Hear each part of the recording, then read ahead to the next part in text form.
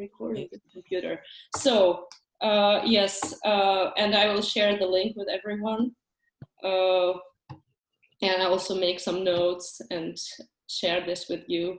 And I think it would be great if we stay in touch. So I was just now when you were introducing yourself, I thought maybe I will create a Facebook group so that it's easier than, so that not just me who have all your emails, but everyone has everyone else's contacts.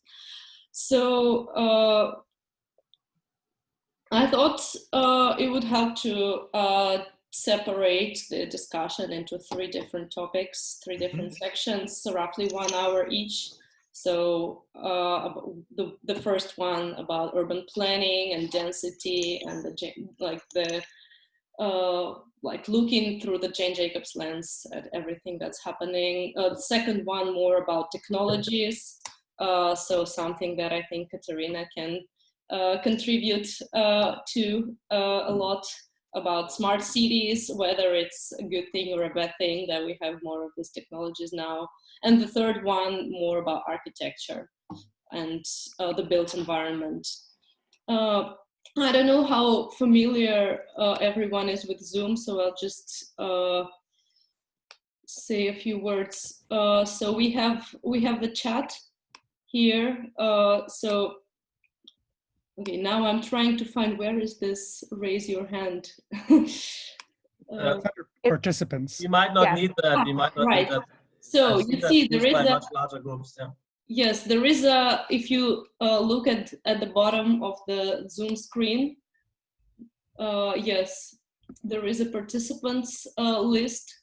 Yeah. Or maybe I don't have this raise your hand because I'm the host.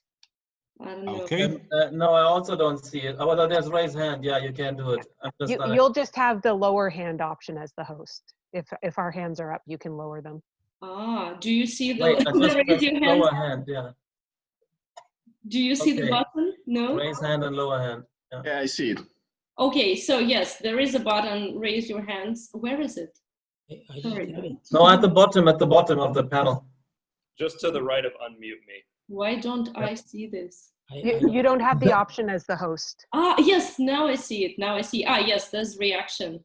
So just for the convenience, let's, whenever someone wants to make a statement, to make a comment, please use this button to raise your hand. But I don't see this button.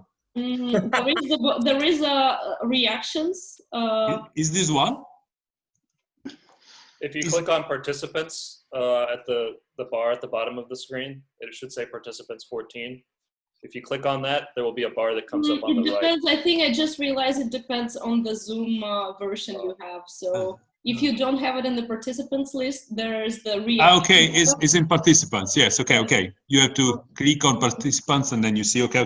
Awesome. Thank you, Stefano. Yes. No, sorry, but as you see, there is a little difference between. Yeah, I think we have different versions of Zoom. Yes. Okay. Yes, and so if while somebody else is speaking, if you want to make a very short comment, or for example to share a link that you're mentioning, we have this chat group. So I think I hope yes, that's easier to find. So please use this. And as I said, this is really informal, so we won't have any formal breaks, but whenever you would like, please feel free to go and take a cup of tea, or I don't know, a glass of wine. It's Saturday after all. So speaking about Jane Jacobs, who has been mentioned here already several times. So this is, I've been looking for some quote to use as a starter, and I like that one particularly. She said that cities are not like suburbs, only denser. They differ from towns and suburbs in basic ways, and one of these is that cities are by definition full of strangers. So one of the alarming trends I've been seeing is that this virus has made us suspicious of strangers. And I've been wondering how it's going to affect our cities and how long lasting this effect is going to be. So Sandy, who's a prominent expert on Jane Jacobs' legacy, kindly agreed to make a brief introduction. And Sandy, would you please start? Sure. Thank you very much for asking, and I will be brief. There's just four points that I would like to make to kind of frame the discussion, or not. You know, you can say whatever you like. The 4 points have to do with density. Second point has to do with contact, physical contact. Third has to do with safety, and then fourth has to do with creativity. Just very briefly, with respect to density, Governor Cuomo's comments confuse density in terms of number of people per acre or number of dwelling units per acre with overcrowding in housing. That is, too many people in a dwelling unit where the dwelling unit is very small. And so these are different issues. Generally speaking, if you look at Manhattan, the Upper East Side of Manhattan, those people who are still there, many have left, but the incidence of illness and death per capita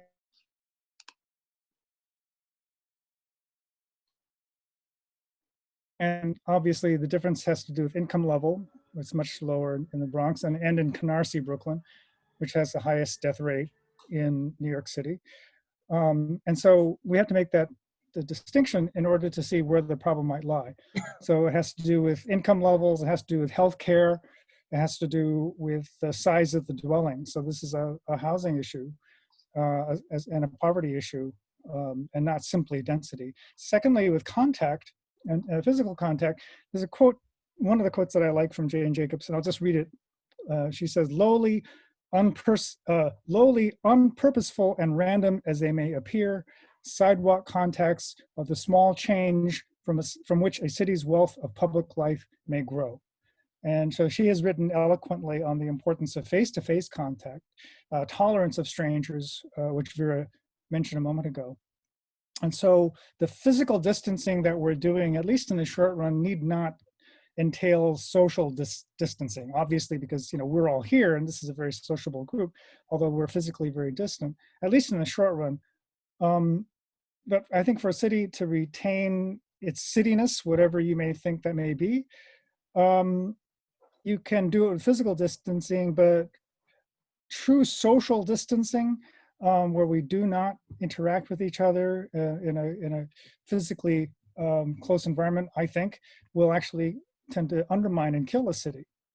So if physical distancing continues, it could have this effect. So then the questions are, what kinds of design innovations, what kinds of public policy changes can be made so that this traditional forms of contact reemerge, or new forms of social interaction possibly could substitute for traditional forms of contact, and what are the design and policy methods for doing that? Some more liberal land use policies, freer economy, wider sidewalks, whatever it may be. I'm sure I'm looking forward to hearing what people say. I think in general, policy and design should aim at social proximity, narrowing social distances, not widening them. And so that's that. Thirdly, safety. And Vera alluded to this. Again, this is a quote from Jacobs. She says, the bedrock attribute of a successful city district is that a person must feel personally safe and secure on the street among these strangers. So if you look at some of the crime statistics from New York and Chicago, in both places, murders and violent crimes in New York has actually gone up in the last month or this quarter. Chicago as well. Los Angeles, however, where face-to-face contact, at least seemingly, is less important, the crime rate has actually fallen across the board, except for auto theft or something like that. So the question is, well, what accounts for this difference? What might account for this difference? And then fourthly, very briefly, creativity. Cities, especially big ones, are incubators of ideas, and they drive innovation. And so here, I think Jacobs's formula, and I'll end with this, is that density plus diversity, primarily diversity of land use, diversity of people, will lead to discovery and economic and other kinds of development. right? So density plus diversity will lead to discovery and development, and I will leave it at that. Thank you very much, You're welcome. Sandy. The problem, I still don't see this raise your hand section. Do you, has anyone? So we should be able to raise our hand, but Vera, as the host, you will only, I think, be able to lower our hands. You And can't I raise. don't, oh yes, now I see you. Yeah, because Yeah. nobody raised it before. So Janet has raised her hand. Wonderful. So Janet. Yeah, I thanks, Sandy. That was really helpful. And actually, it's funny because I'm running a reading group on the work of Jane Jacobs to follow up after her birthday. And we just read a bunch of the stuff that Sandy quoted. So I'm like, oh, I know exactly where all of these quotes are coming from, but I hadn't thought of them in this context. So this is really interesting. The overcrowding issue is really, I think that's right, because my mom, I grew up in the Windsor, Detroit areas, which is, you know, Detroit used to be a big city, but it's not so much anymore. When you add the area together, it's decent in population size, but really it's rural. And about an hour from Windsor is Chatham, which is a very small place. And the main thing they do is greenhouse growing. And their big outbreaks there are among the migrant workers who are coming in to do the farm work. And, you know, they're basically in a rural area, but there's these clusters, and it's because they live in very crowded. They all get together and they rent a place together because they're trying to send as much money as they can home at the end of the year. So I think the overcrowding, I wasn't expecting that to be important to think about right now, but it certainly is. And the other thing I wanted to say really quickly is, I think that we're not necessarily, I think it's right that we don't trust strangers as much, but I think that's partly just because we're establishing new rules and we don't know what to expect from each other.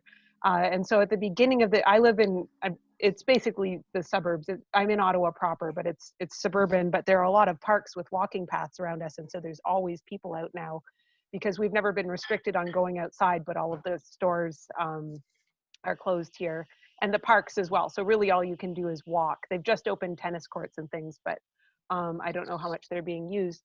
And at the beginning, you really stayed away from people, but as we kind of got used to what 2 meters look like, and we got used to what we expect from each other, people have started smiling and talking to each other again, even though I generally don't recognize people.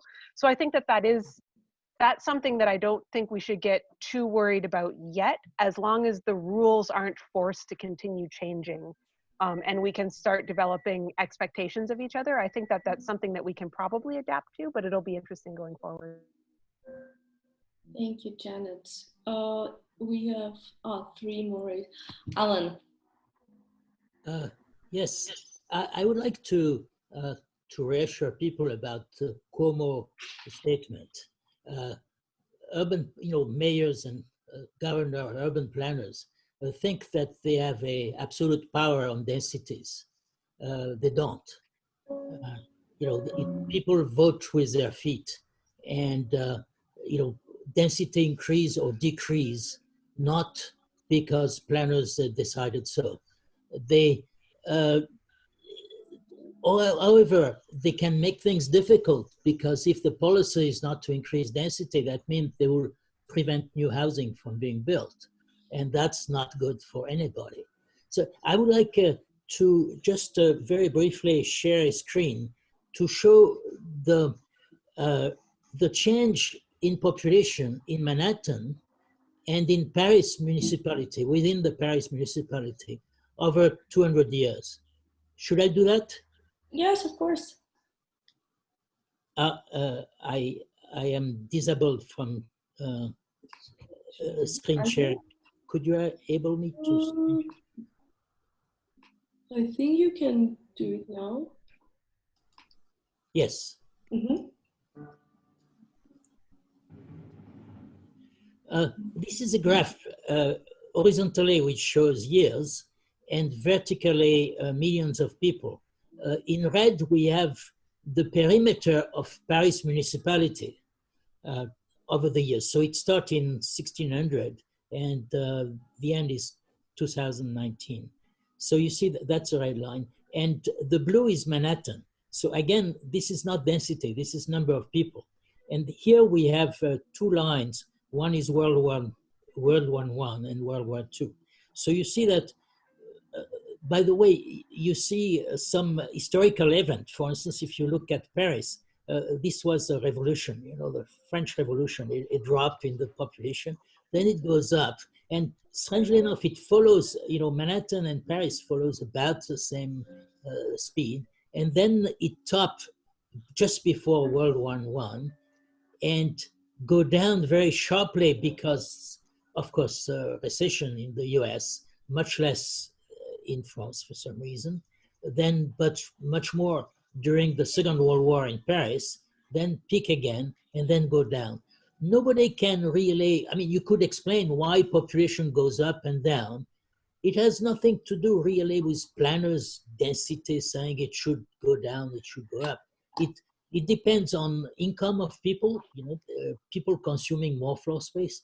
It comes from means of transportation, you know, whether they are convenient or not, developing the suburb more. So this is just to reassure that, you know, all those movement of people, we're talking here, by the way, between, let's say the bottom here in 1970 for Manhattan and 1950, we're talking about 500,000 people, you know, coming out of Manhattan during this time. It was not disastrous.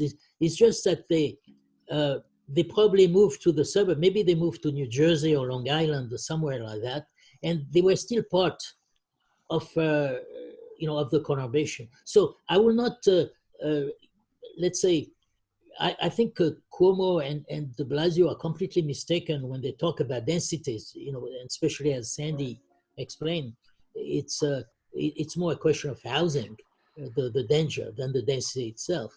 But they may, I mean, their decision may have a negative, you know, a negative impact on new housing in particular, but not really. I don't see that it will have a massive impact on real densities. You know,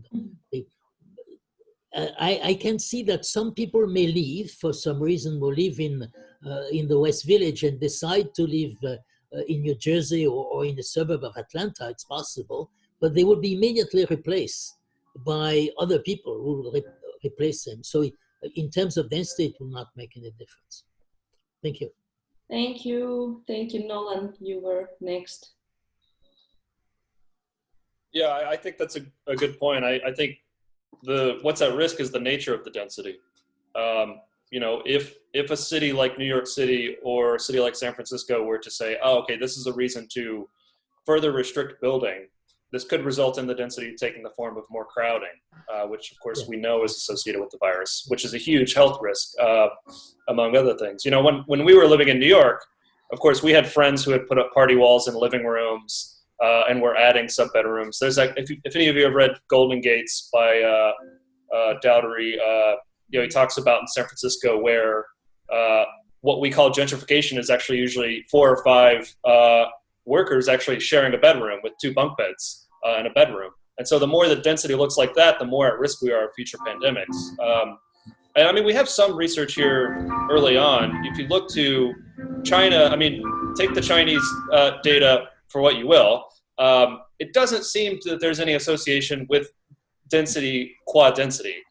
The closest association the World Bank is finding, at least, is that trade connections with Wuhan are what were really important, which would also explain some of the behavior with, you know, northern Italy, places like Michigan.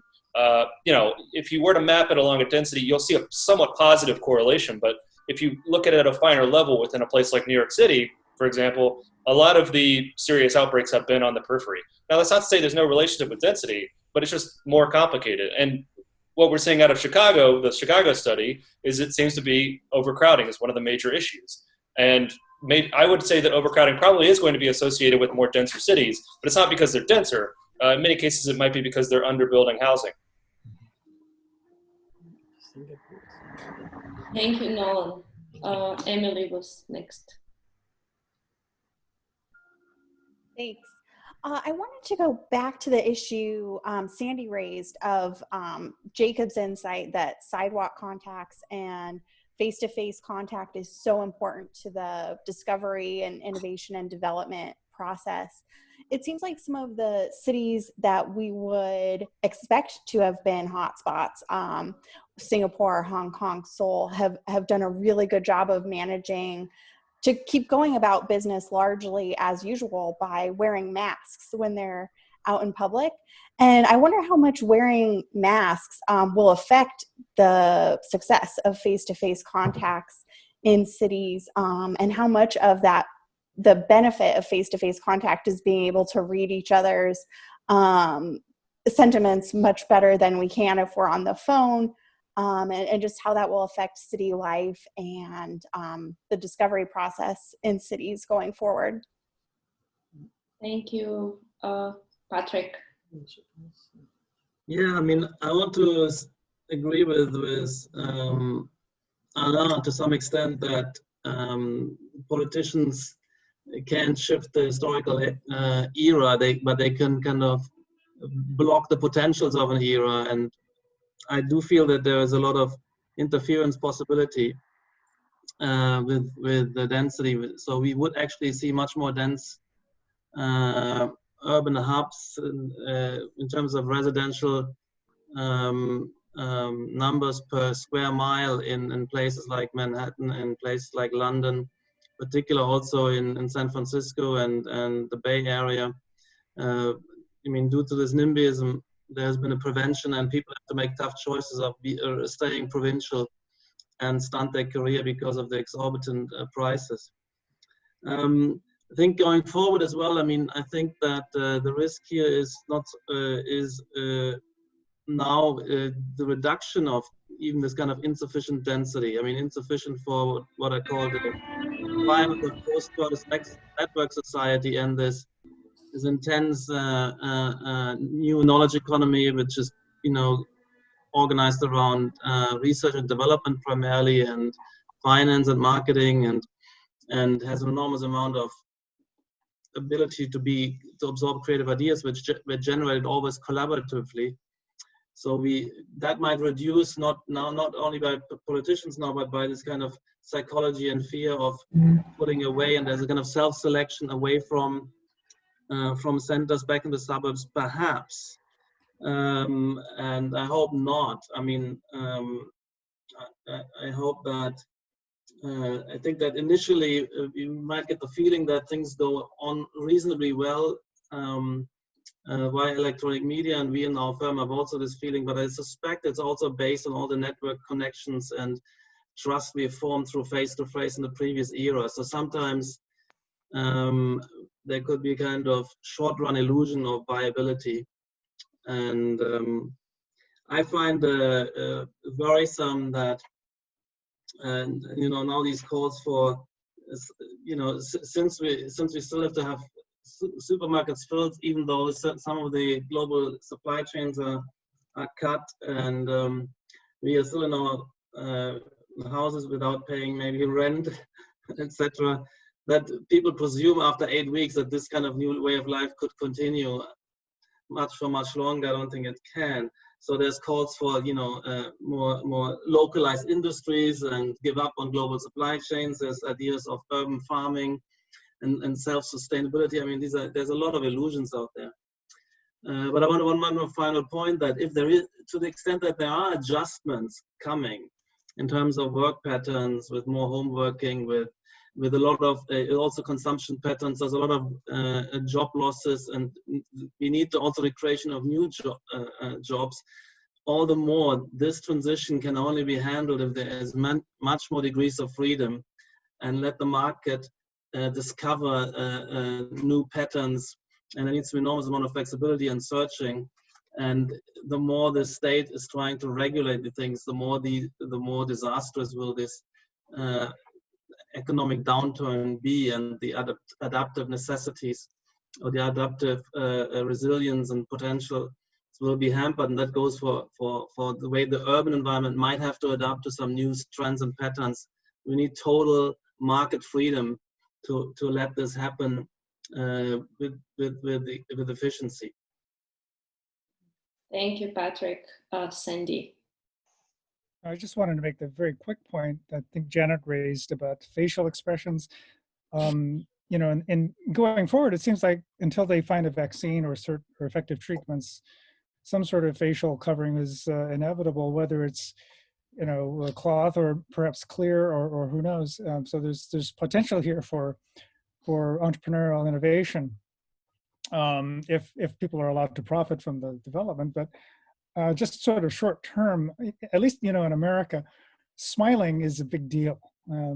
Maybe not so much in other countries, but and you go into a store and you know, you don't know, there's a moment when, and you read the expression on the other person, the friendliness, the sort of maybe overblown American friendliness, but it really, I've noticed this a big difference here. You just, you know, you try to read from the eyes and so forth what's going to happen there. So that's, you know, I think that is something to think about, maybe be concerned about.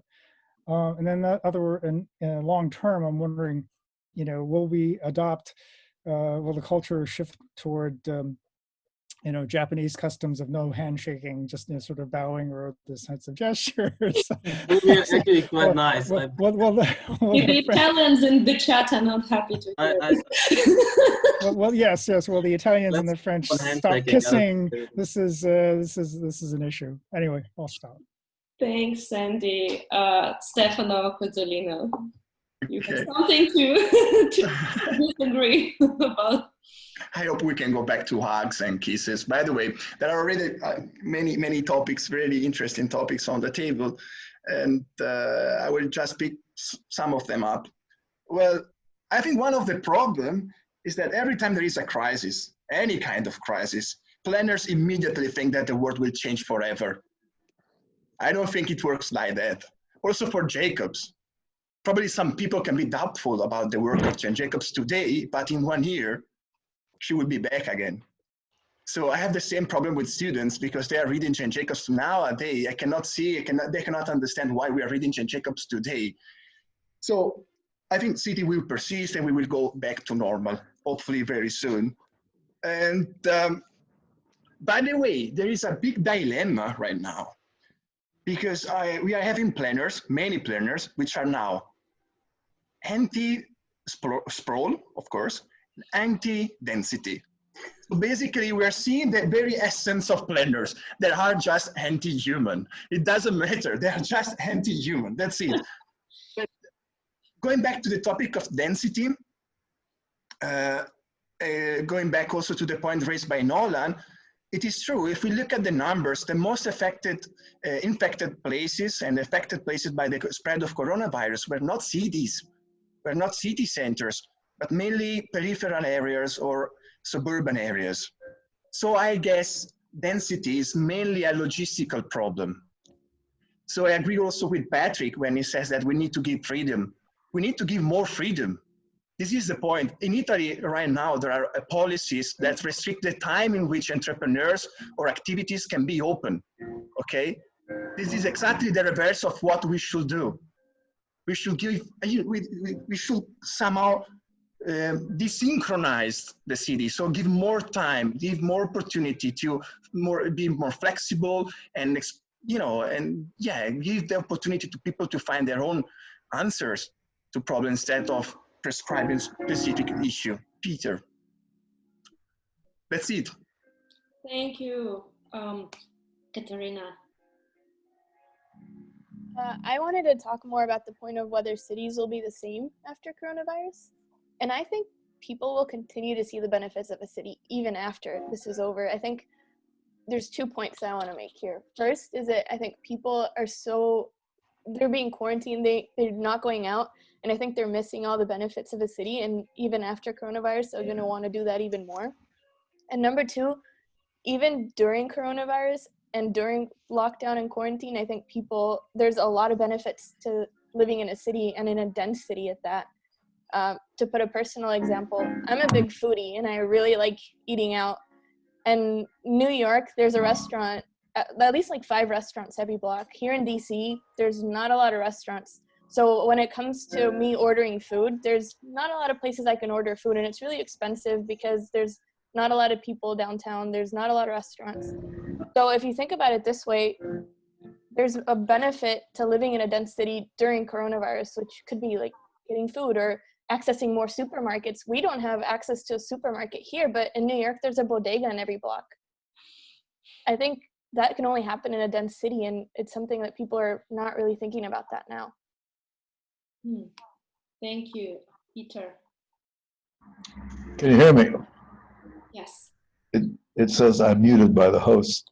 Sorry, I won't take that personally. There was some music playing. Okay, anyway. No, I was going to say that people talked about death of distance some years ago. That never happened, thank God. And I think what's going on is that we all choose a blend of interaction modes. We have an interaction mode between this group right now. I think the travel ban will go away. We'll all still get on airplanes and fly to meetings. Why do we fly to meetings at all? Why do we bother? Because we realize all these interaction modes are not perfect substitutes.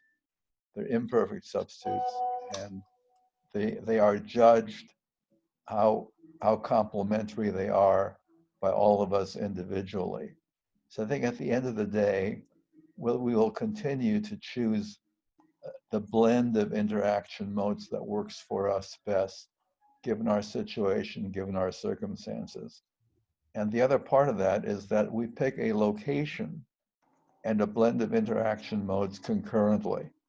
So as our taste in interaction modes changes, our choice of location may change, works the other way too. So the blend of interaction modes and the place where to be and where to locate are going to happen concurrently. And those choices are all going to be impacted by new circumstances, new technologies, and so on and so forth. People make new choices, people change, technologies change, and institutions change, all three of those. And they all drive each other. So, new ball game, yes or no? It's amazing to me how quickly the technologies are evolving and how what we're doing right now has prompted all that. There are new telemedicine devices coming online almost daily. There are new online teaching modes and online shopping modes happening in real time in our very lives. So the options will change, the opportunities will change, and at the end of the day, the blend of modes that we'll feel comfortable will change also, and that may or may not affect our location choice. So that's it for now. Thank you, Peter. And you were next.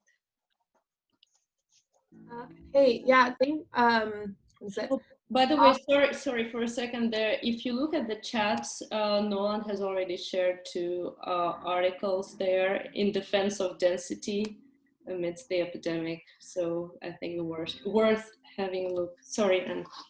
No, you're okay. Give me a moment to collect my thoughts. 2 points.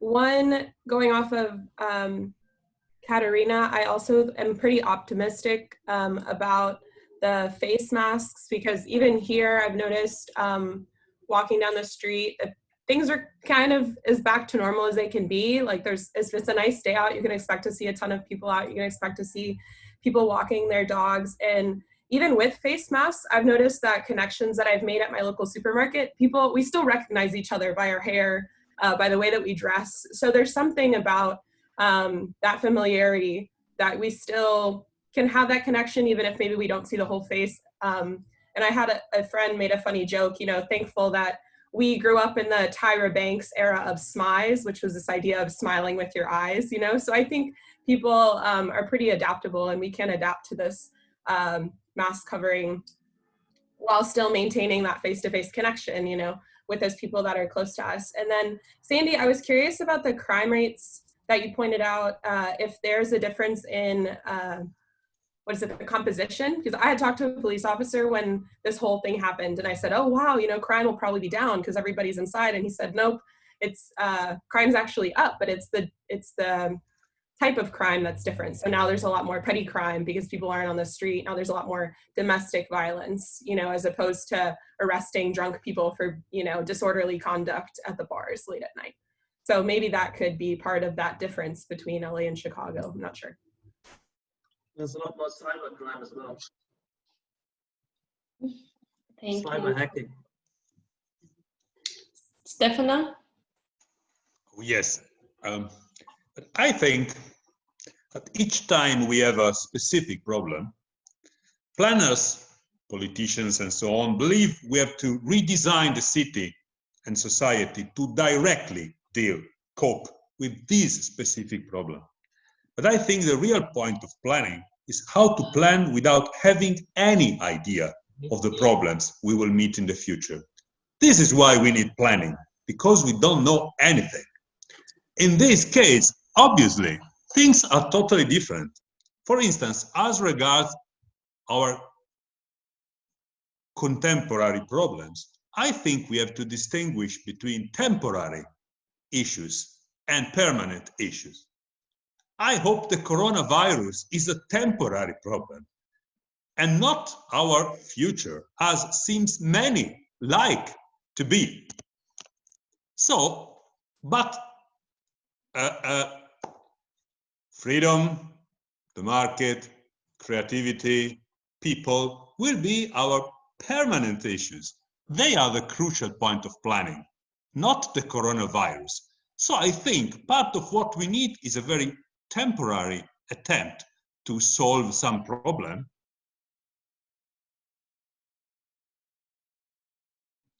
Thank you. Who was next? If we leave to people the possibility of doing this. So I think planning is doing the same error that it has done in the last 2 centuries, that is trying to solve a problem directly. That is exactly we are unable to do. I think planning can also create the framework within which people can try to solve their problem. This is very in line with Jane Jacobs, but it seems we didn't understand this. And in Italy, what is happening is that many planners are suggesting how to totally change our city in order to solve this problem. But this is not the real problem of planning, in my personal opinion. Thank you, Stefana. Patrick. Well, yeah, I mean, I wanted to briefly talk about, first of all, I also believe that probably this will pass over, and I'm not sure if we could now expect recurring epidemics and that this continues. So I wouldn't say so. In the interim, in the meantime, there will be a prolonged, for instance, reduction in public transport, for instance. And I find that quite interesting, particularly with this idea of, then we will have traffic zooming up, and then this will come to such a standstill that people will shift into walking and cycling, and they might move place. I mean, if that there's a transition period for a year or so for younger workers, it makes a lot of sense to move closer. If real estate prices and rents and so on falling down, that would also make sense. So if the market was more fluid, I think there could be also temporary adaptations. And what I foresee is that we do have a partial home working, but still these kind of creative knowledge industry clusters will maintain. So that, but the financial sector can maybe sit together with the legal sector, but it doesn't necessarily need to sit directly also with the engineering and architecture design cluster. So there could be multiple clusters. So we don't need the mega metropolis necessarily. It could break down into maybe smaller patches where people move close to where they work is and start, let's say, walking, cycling. But within these clusters, there's going to be a lot of communication necessary, where you walk from consultant to consultant, to the photographer, to the gallery, to the school, etc. That's my life, for instance. And in our firm of 400, a lot of people made this choice to move actually close enough. For us, this will be the next criterion, who's actually asked to come back to the office. So I feel that public transport will be kind of peaked out. It will be interesting to see how something like that would be taken up, adjusted, and leads to a series of further down consequences. Maybe positive, like as I said, cycling, walking, micromobility, and the partial pedestrianization of these clusters. Thank you, Patrick. Janet.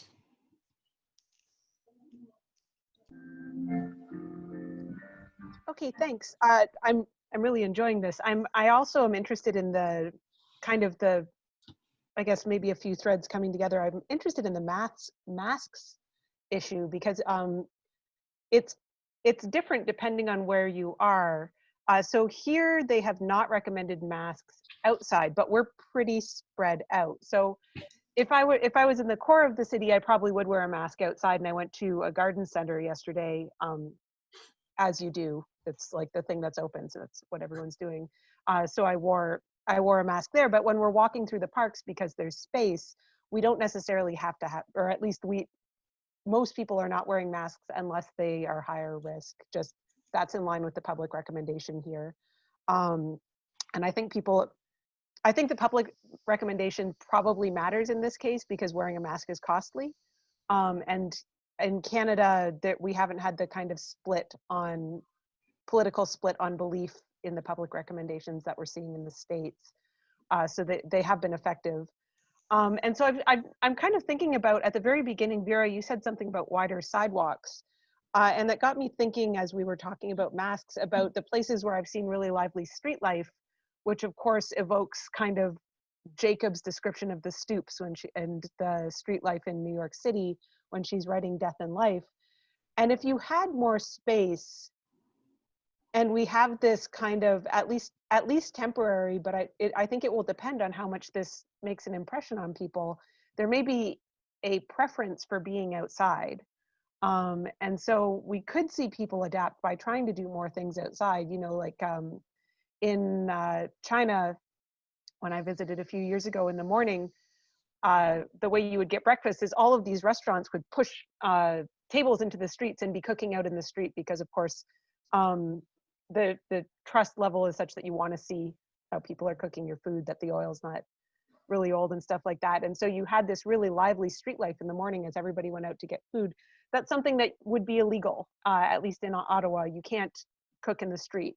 We went to get takeout from our neighborhood pub, and we sat in the park and ate. But of course you can't, or not of course, but we can't have a beer in the park. So there's not the institutional flexibility to allow people to adapt right now. It could be interesting to see these kind of car-free areas creating more physical space, but I think that we need to have the space in rules and institutions to allow people to come up with solutions for this stuff. Of course, everything I said goes out the window in Ottawa in October when it gets freezing cold again. It's going to be really challenging, and I hope that we've kind of made some progress by then, because I really don't know. It would be very emotionally difficult, I think, for a lot of people here if we couldn't get outside. I mean, that's the privatization of public spaces.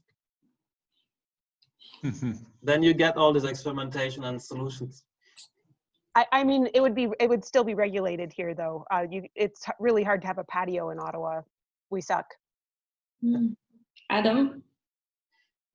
Yeah, I think some of what's happening reminds me. Back in 2001, I was practicing as a structural engineer, and after 9/11, there seemed to be a unanimous conversation in engineering and architecture, similar to other people have mentioned, that the skyscraper is dead. No one's ever going to build another tall building because everyone, because of 9/11. That only lasted so long, that sentiment. Now, if you look at the skyscrapers in New York and any other city, obviously anyone who said that was wrong. There were some adjustments to building codes to allow for refuge areas and other terrorism protection, but in general, I think society and the desire for agglomeration completely overcame those, at least at that time, the fears that were around terrorism in the short term. So I don't know how long, it kind of depends on how quickly things recover from this virus and how society changes. But I think the overall sentiment, in general, I think is just after 9/11, agglomeration, that desire for agglomeration, overcame those fears in the long run. I think similarly, with this, our desire, or those people who desire, cosmopolitanism and, having the opportunities for unplanned collisions with strangers and people we know, will eventually overcome the fears of the, a virus. So I think in the end, cosmopolitanism would win, but, I'm just curious, how other people, feel about, is there a correlation at all between cosmopolitanism and the spread of this virus, or is it other factors altogether? Thank you, Adam. Nolan. Yeah, I think that was a really great point that Janet made about people spending time outdoors. I mean, just over the past few weeks, we've been, I go on a walk every day now, which is not something I necessarily did before the coronavirus. Every weekend we meet friends in parks, or we've been on bike rides, and this is not something we necessarily did. It's extremely pleasant. I guess something that I'm kind of a little worried about is, and maybe I shouldn't be worried about it, you guys can decide, is the shift to remote work on the margins, right? So I am highly skeptical, as I assume most of you all are, that we are going to shift to the kind of pure remote work society that's been envisioned for the past 20 years. But what I do think you will see, at least in the near to medium term, is some unknown number of people are going to discover that it works for them to work remotely, and they're not going to come back to cities. And the nature of that might, that might be 2%, 3% of the workforce. We don't know. Even at those margins, that would be quite transformative for cities and the way we plan for mobility. Or, something that a lot of people have raised is that when we shift to remote work, we don't usually go full remote work. We go remote work 2 or 3 days out of the week. And so, some have hypothesized, okay, well, if you only have to make your commute 2 or 3 days out of the week, maybe you'll tolerate an hour to an hour and a half long commute. Someone who might have tolerated living in San Francisco when they had to go to work into the office every day now moves out to Dublin, California, and makes a 2-hour commute 2 or 3 days out of the week. We don't know. And there were headwinds before this, again, on the margins, small, incremental, of people working remote. If you look at commuting data, at least within the US, the largest mode share increases were among bicycling by very slightly, and then the largest by a significant amount was remote work. Now, admittedly, it's increasing from a very, very low base, but this is a trend that's happening that we should be thinking about. Another sort of trend that I think we had to deal with, or to think about very seriously coming into the crisis, that's going to be expedited by the crisis, is the issue of retail vacancies. So again, I'm highly skeptical that all retail will go online. I buy a lot of things on Amazon, but there are a lot of things I don't buy on Amazon and never will buy on Amazon. I don't know how I'm ever going to go to a restaurant through Amazon. Ask me again in a few months, though. This is a huge issue for cities, partially because they could potentially, if you have some of these like power centers, which were already imperiled coming into the crisis, on the other end of this thing, when you have, Toys R Us is gone, the department stores like Sears and other major retail tenants are gone, what's going to happen with that space? In many cases, the zoning for a lot of those spaces is such that you cannot legally convert them into potentially more profitable use, like residential. So I think that's going to be a very serious consideration in the near future, and I'm curious if people have thoughts about that. Yeah. Wait. Yes. Thank you, Nolan. Stefano Moroni. I was still thinking about what kind of problem will be permanent. Because imagine we have a vaccine tomorrow. I think some of what we met will be solved immediately. People will meet again all the day in the same places. Something will change. So I have the impression that a large part of the debate is within the current problem. Clearly, we have to deal with this problem, to try to solve this problem.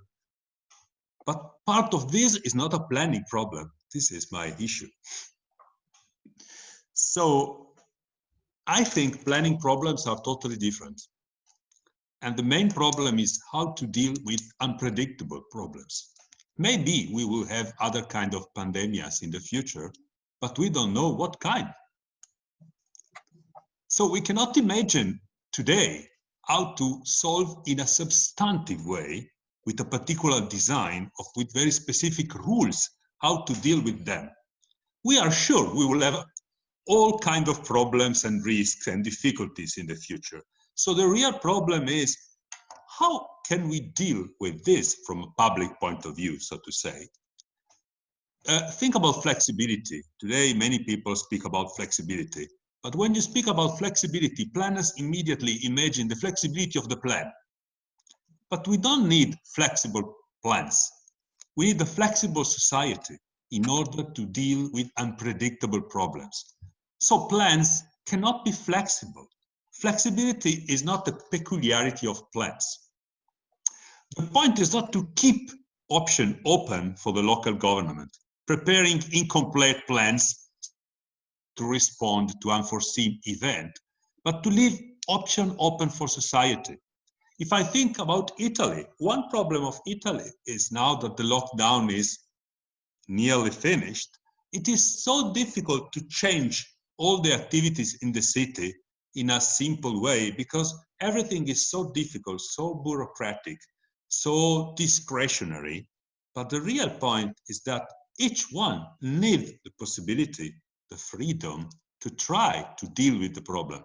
So in brief, I think planning can also be a very general, abstract, simple framework within which people can try to solve their problem that are unpredictable. So I have no idea what will happen in January 2021. How can I plan for January 2021? What kind of city? I have no idea. Not at all. This is the real problem. Otherwise, planning is very simple. If you clearly know what kind of problem we are going to meet, you can plan everything. The reason why we need freedom is because this is impossible. That's all. Thank you, Stefano. Anne?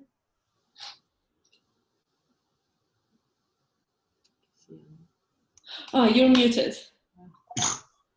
Apologies, that was my hand before. I didn't mean to have it up still. Oh, okay, so I think Alan and then we'll probably switch to the next topic of the smart cities and smart technologies. So Alan, please. Yes, I just wanted to continue a bit on Nolan's point about the possibility that a large number of people will switch to work at home. I don't quite believe it either.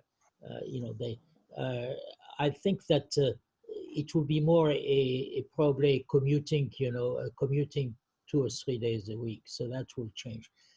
I would like to address many of you seem to be very enthusiastic about a pedestrian city. I don't believe that a very large city can be a pedestrian city. You have an enormous amount of freight, especially if you are talking about densities. In order to maintain Manhattan, you have a large number of plumbers, painters, electricians, people who deliver beer to the bars, who cannot possibly walk or bicycle. And so we have to face that and to accommodate this idea. So I'm all for one pedestrian street here and there, it's wonderful. But say, to think that you could have a very large city and dense city with no cars is just not true. Amsterdam well, it is not. It is a small. Amsterdam is a small city, and it has a lot of cars too. No, and so I think we have to face this reality. And I completely agree that maybe, for instance, on-street parking should disappear. That's clear. It's a completely unhelpful use. I also completely agree that many cars which are used for commuting are not designed for commuting. They are designed to bring your family to a picnic in a state park, not to commute. So the design of those cars, those individual vehicles, could change. You could have what the Toyota e-Road is proposing. It's more kind of a enclosed motorcycle or something like that. So that's a new use of space. But again, it has nothing to do with the virus, by the way. I think it's a trend which existed, and in a way, maybe the virus accelerates this change. And of course, as Nolan, I think one of the main danger I see as Nolan is that there will be a change in retail, the nature of retail, and the zoning, especially if we think the zoning in New York or San Francisco, is completely adverse to any change, make any change very costly and very long. And it's just the opposite. We need a city which adapts to, probably more cafe, more restaurants, and less retail, probably. But that again was a trend which existed before. Thank you. Thank you, Alan. I saw Patrick smiling when you were talking about walkability. So before we switch to the next topic, maybe Patrick, you would like to 2 points. I mean, of course, the walkable London makes space for walking, but still has some vehicular arteries. Could do a kind of every second line being pedestrian, every other line being. But I also want to agree with Nolan and that there will be changes. And I mean, I'm running a firm with 400 people, and so many people we discover collectively that we can be, to a large extent, remain fully productive. Client presentations, meetings, internal, as well as working remotely on logging onto the main server and the machines. And I think this will be is a learning we can't unlearn, and people also see the benefits of this, particularly because it's not going to stop now in July. This will be lingering on because of the thing of public transport not being available. So we'll have a temporary partial reoccupation of offices, and I foresee that quite a lot of people who are, particularly if they're living far away, would resist coming back, and they would have that argument of danger and public transport, and we will have to make do with this. And if that's another 6 months, they will never come back, or maybe they come back 1 or 2 days. On the other end of the spectrum, you also have the generalized talk about four-day week, Labour Party program point recently, etc. So I think this will have an impact. And we already, I mean, talking about planning and unpredictability, there is private planning, and we as architects and designers, and entrepreneurs, we do have to predict and anticipate some of these shifts and changes, and we will have more investment and maybe in developing electronic communication infrastructures as a firm to invest in this, but of course entrepreneurs investing development these and less into real estate. And I think real estate prices, office occupancy will be permanently take a hit. Prices will be tumbling, and there should be planners should immediately allow for kind of reuse to alleviate that. So I think there will be significant permanent changes. I predict for our firm the medium term 20% lease, 30% staying home, working, or coming in rarely. That was already a big, let's say, a desire for a lot of our staff prior to this. And this, I think there is a shift not only on the margin, on the margins for sure, but this margin isn't just 1 or 2%. In my view, it's kind of 10 to 20%. Thank you, Patrick. I see in the chat, there's already a discussion about how it's going to change office spaces, but we'll get back to that when we'll discuss the we're working on that architecture. And also take a look. There is Katerina shared an article about restaurants during coronavirus. Seems interesting too. So, and we smoothly move to the second topic, which is the smart cities and smart technologies. So as Patrick just mentioned, that architects are also, and as Stefano Maroni mentioned before, that private planning is planning too. And we at Zaharit Architects are dealing a lot with the smart cities issues, because we sometimes plan the new neighborhoods, and we are trying to incorporate from the very beginning this smart technologies from like big data collection and real-time data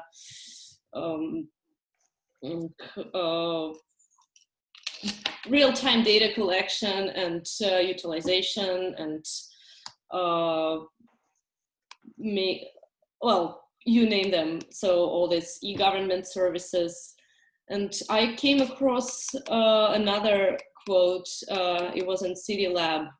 Modern planning and civil engineering were born out of the mid-19th century development of sanitation in response to the spread of malaria and cholera in cities. Digital infrastructure might be the sanitation of our time. That's the quote. And we see some cities are rushing to adopt these e-government services, and some of them that already had adopted them before the crisis, the coronavirus, are benefiting from it. So for example, smart city of Songdo in South Korea, in a suburb of Seoul. It was mentioned in the media as a good example of tackling the epidemic through tracking the infected people. But this also, so if we see that during the epidemic, these smart technologies are becoming useful and really saving lives, that might create an extra pressure towards moving in that direction. But there's, of course, all these controversies that's related to privacy, and we don't like being watched. We don't want to live in the Big Brother is watching you reality. So whether this is a good thing or a bad thing, how do what we expect of the smart technologies, how fast it's gonna change, and will we like this change? So I see Stefano Cozzolino raised his hand. Unmute yourself, please. Yeah, I did. Stefano, you're muted.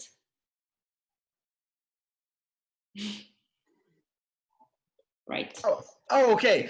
I was saying that, okay, the hand was raised since, from the previous discussion, but since I'm here, I can already say what I think about these questions, because I've been thinking about this question the last today, and I think it's a good one. Well, I would say that I would be happy if citizens can be free or to voluntarily choose if they want to participate in this big data collection or not, because I don't like the idea to oblige people to participate in that. But at the same time, if I speak personally, I don't have any problems in download the app and participate, because it's something that is connected to self-protection. And I think this kind of pandemics is teaching us that most of the issues are about self-protection and how individuals learn how to self-protect themselves. So I would say again, I don't like too much the idea to oblige people to have this app, but at the same time, as an individual, I like the idea to have it. Mm-hmm. I don't see any hands raised. Well, Janet.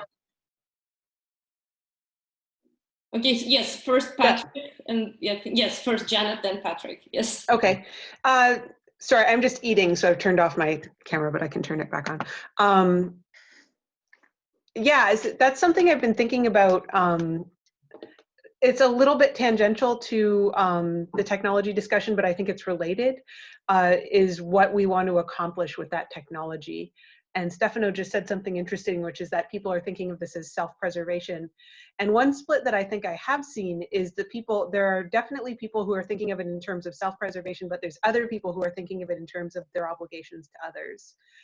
And I'm interested in how much people think that those two goals can kind of work together, and what the technology might look how it might look different if we were pursuing one or the other. Because if, for instance, like my parents, I'm trying to convince them to preserve their own health. But when I go out, I know that I don't actually have to be that worried. And so it's just, it is different, and I'm not sure how it'll affect everything.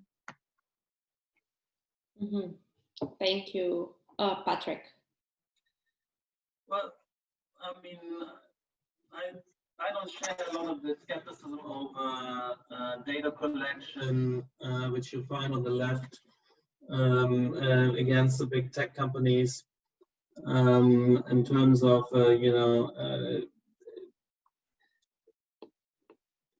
invasion of privacy. I think that there is there should be more transparency, but there should not be a regulation of these systems. And I think that we need more freedom to explore all these new technologies to generate more social trust. I mean, even could imagine the social credit systems, multiple private social credit system, as long as it's not the kind of authoritarian government doing it like in China, which could substitute for a lot of other, and it could be, ease transaction costs. I believe in we're working on models like, if you think about co-living, co-working scenarios, and building residential communities without planners making a kind of sample of society, enforcing exclusivity, and 50% rationed, and the other 50% prescribed with respect to single, double, and triple bedroom. I mean, all of that is killing the possibility of, for instance, real residential and urban community. And instead, when we should have, we're working on models where you have freedom, and maybe you build, use social media and dating agency-like kind of profiles to build up residents, and you could rely on people being quite open with presenting themselves, buy into an apartment, and then somebody else can buy in next to that, or likes a group of people who are coming together in an apartment. There's a chance, particularly if it has shared spaces, shared kitchens, etc. I'm talking beyond, let's say, virus issues, but we could also there have markers and signaling. So in terms of the smart city, that's where I see a lot of potential, using digital media to generate the kind of urbanity where we're not just random samples sitting in housing units with the likelihood of friendly neighborliness or any degree of interest in the random sample of neighbors. That's very, very small probability. So we need to, I think we want to do meaningful urban communities. We need to allow for much more self-selection, get the politicians out, but we also need, I think, could use these new media to have something much more crafted and specialized, where we have mutually congenial groups living and working in proximity. Mm-hmm. Thank you, Alan. Pushback, please, as well. Yes, I think we have to draw a lesson from, the problem that Sidewalk Labs had in Toronto. I think that they approached it wrong, because they gave the impression that by having access to a lot of data, they could design something, through a black box that they would have designed, and that it will be imposed on people. I'm sure that was not what they intended, but that was the way it was perceived. Because, for instance, I think they also pretended to collect a lot of data which were not absolutely useful, just because they could do it. For instance, they were, I visited Marinés and we visited their lab in Toronto, and so we were given a tour, given all the little, I call that a Christmas tree of gadgets, which were there. And for instance, they show us that they are going to monitor all the people who sit on there was a tiny little square garden with some benches and the playground, and they were going to monitor everybody who sit there to know how long they sat, whether they were old people or young people or things like that. This is the type of thing you will give to a student, in a 1 week assignment to monitor that. You don't need to have a camera doing that all the time. And I think that really annoyed people very much, because they say, well, then they are going to recognize people, they are going to see, they are going to use this data for other things. And on the other hand, I think that they had some useful thing, like, for instance, certainly a smart city could improve traffic enormously, by knowing very quickly all the traffic change from 1 hour to another, thing like that. There are a lot of things that technology can bring.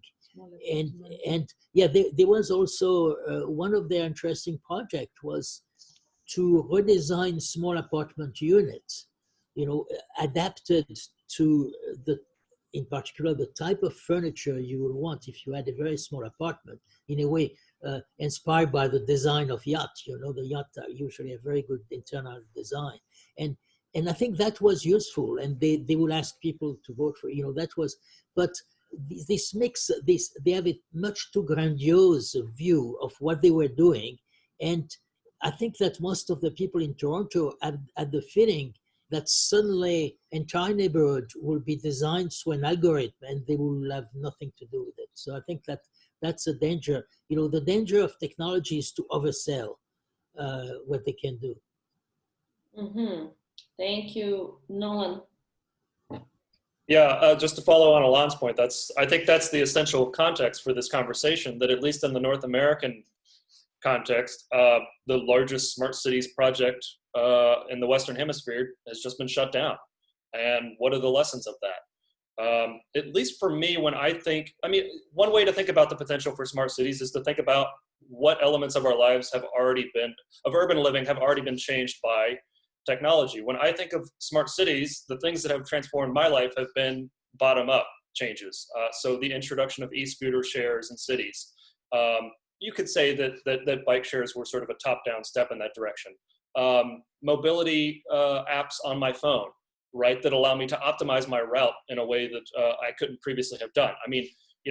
I remember within recent memory when you would print off instructions from MapQuest, right? And now you, in real time, are being told whether you should take the train or whether you should just hop in a Via or an Uber. That is highly transformative smart cities technology. And it's going to, I think, if there's a future for it, I think there's going to be a huge role for voluntary technologies that people opt into. And there are still going to be, privacy concerns, right? People have serious and well-founded privacy concerns with things like Google Maps and Uber and things of that nature, or things like Yelp, right? Yelp is another sort of emergent smart cities technology. It gives me information on which restaurants or which shops to go to and which not to go to. Again, highly transformative. We've discovered multiple different places we can go within our community through services like this. I think what are some of the other potential bottom-up voluntary smart city technologies that could be transformative is, I think, perhaps a more interesting conversation of how do we get the top-down smart city right?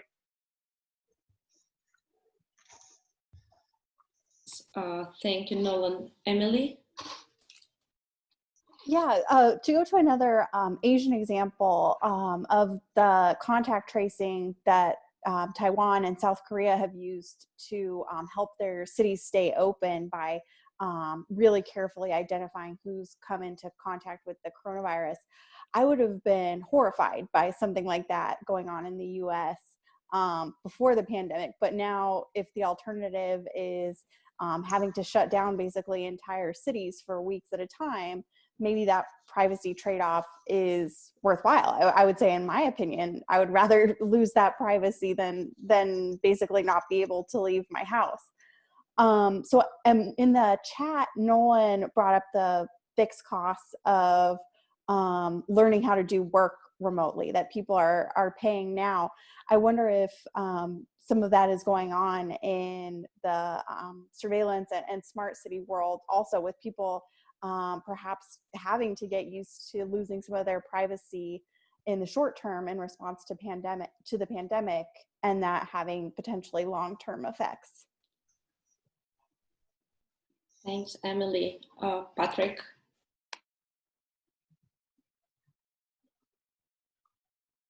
You need to unmute yourself.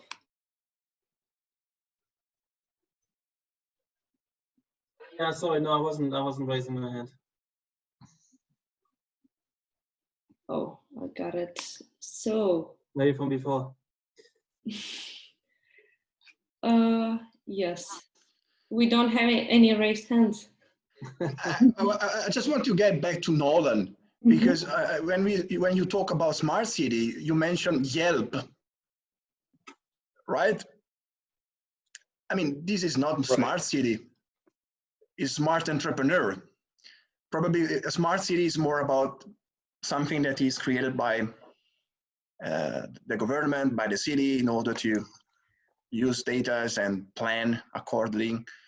So it's just important to not to confuse too much what is smart city or what we mean by smart city, because I mean, we agree, obviously, about the bottom up and stuff, so the freedom to create a new platform, because platform can help people to interact and, you know, also reduce the interaction cost. But probably here the discussion is not so much about the possibility for private developers or private entrepreneur to create new platform. Here the topic is the city or is the state allowed, or should the state provide this platform and oblige people to participate in those platforms in order to protect other people from the pandemics. So there are two different problems, in my opinion. Janet? Yeah, I definitely agree that those are two different problems. I will say, though, that I think that there are certain technologies that work a lot better in cities, and Yelp is one of them. I don't know if you've ever tried to use Yelp in a small town, but it is terrible because it's going to be, well, it's a lot of, Yelp is an extended order technology, and small towns are intimate orders, right? So you get a bunch of people who are like the cousin of the guy who started the restaurant or whatever, or the expectations are totally different, right? So if you want to go to a Chinese restaurant in rural southwestern Ontario, I would probably not recommend it, but if you did, you could probably find a great Yelp review because it's the best Chinese restaurant in the town, right? And so I said I thought I had a small point in the chat about competition, but I think competition is really important, and cities are a big part of how we get that competition, just because you put so many people together. And so I think that it's a layered problem, right? Because we need the tech, we need the cities to either allow or provide useful tech, and then we have the way that the technology that's provided anyways interacts with cities. And it just makes it a really interesting but complicated problem. Thank you, Janet. What you said about Yelp reminded me when I tried to call Uber in Oxford, which is not a smallest city, and it showed like it was like back 3 years ago. Now it's better. Like there are 3 cars in the whole Oxford, and the nearest one was 25 minutes away. Yeah, Ottawa and Gatineau, Quebec and Ontario are split by a river that kind of goes through the city, but Uber on the Quebec side is terrible, and I don't understand why. It's the same kind of thing. You need to call a car from Ontario to come into Quebec and get you. It's really weird. Wow. Stefano. Yes, I agree with Stefano Cozzolino that we need to sharply distinguish between two different problems. One is what public authorities can and must do, for instance, to deal with this pandemic. And the other one is what people, entrepreneurs and so on, can do and will do. Obviously, the second level is framed by the first, but they are different problems, and I think we have to sharply distinguish among them. When we distinguish about planning, for instance, we can speak about public planning, institutional planning, and private planning. They are two different issues, also as regard smart technologies and so on. Thanks, Stefano. Patrick, are you? Yeah, I just wanted to ask the question about the Sidewalk Lab shutdown. That phrase was used. What happened? Who shut it down? Did they stop themselves, or what was the problem? Yeah, who is familiar with the situation? Nolan or I? Yeah, I think that they decided to shut down, Okay. but you know, having kept contact with a lot of people in Toronto at the time, there was such a they were really in a very difficult situation, and it was a way of saving face. I think an elegant way of saving face, because there was such an opposition to it. And you know, the city of Toronto asked them at the same time to summarize what they wanted to do, and that was about a year ago. And they produced a report which was, I think, 1,200 pages long. Yeah. And this is, again, kind of a, for some reason, annoyed people even more. And they were, so there were periodic polls taken in Toronto about it, and the opposition climbed with the time on it. There was also, you know, they realized very quickly that on the 4 hectares that they had, you know, the original site was 4 hectares, you know, which is extremely small, especially when they claim to be able to solve a transport problem. You know, you don't solve, or housing affordability also, you know, you don't solve affordability problem with 4 hectares. So they expanded their project. You know, there was a lot of vacant land on the shore of the lake, and they proposed to expand it, but say something like 20 times what they had. And suddenly then again, politically, that was perceived very negatively, that, you know, Google is taking over the city of Toronto. You know, that's kind of invader. So I think there was a lot of political mistake, you know, more than technical one, actually. But I am amazed, actually, that somebody like Dr. Hoff in New York should have a very big political experience. I mean, it's not and made a mistake like that. I mean, I'm surprised. Thanks. Yes, that's very helpful, because I've seen the headlines, but I haven't, and I think most people here were wondering what's happening. We were.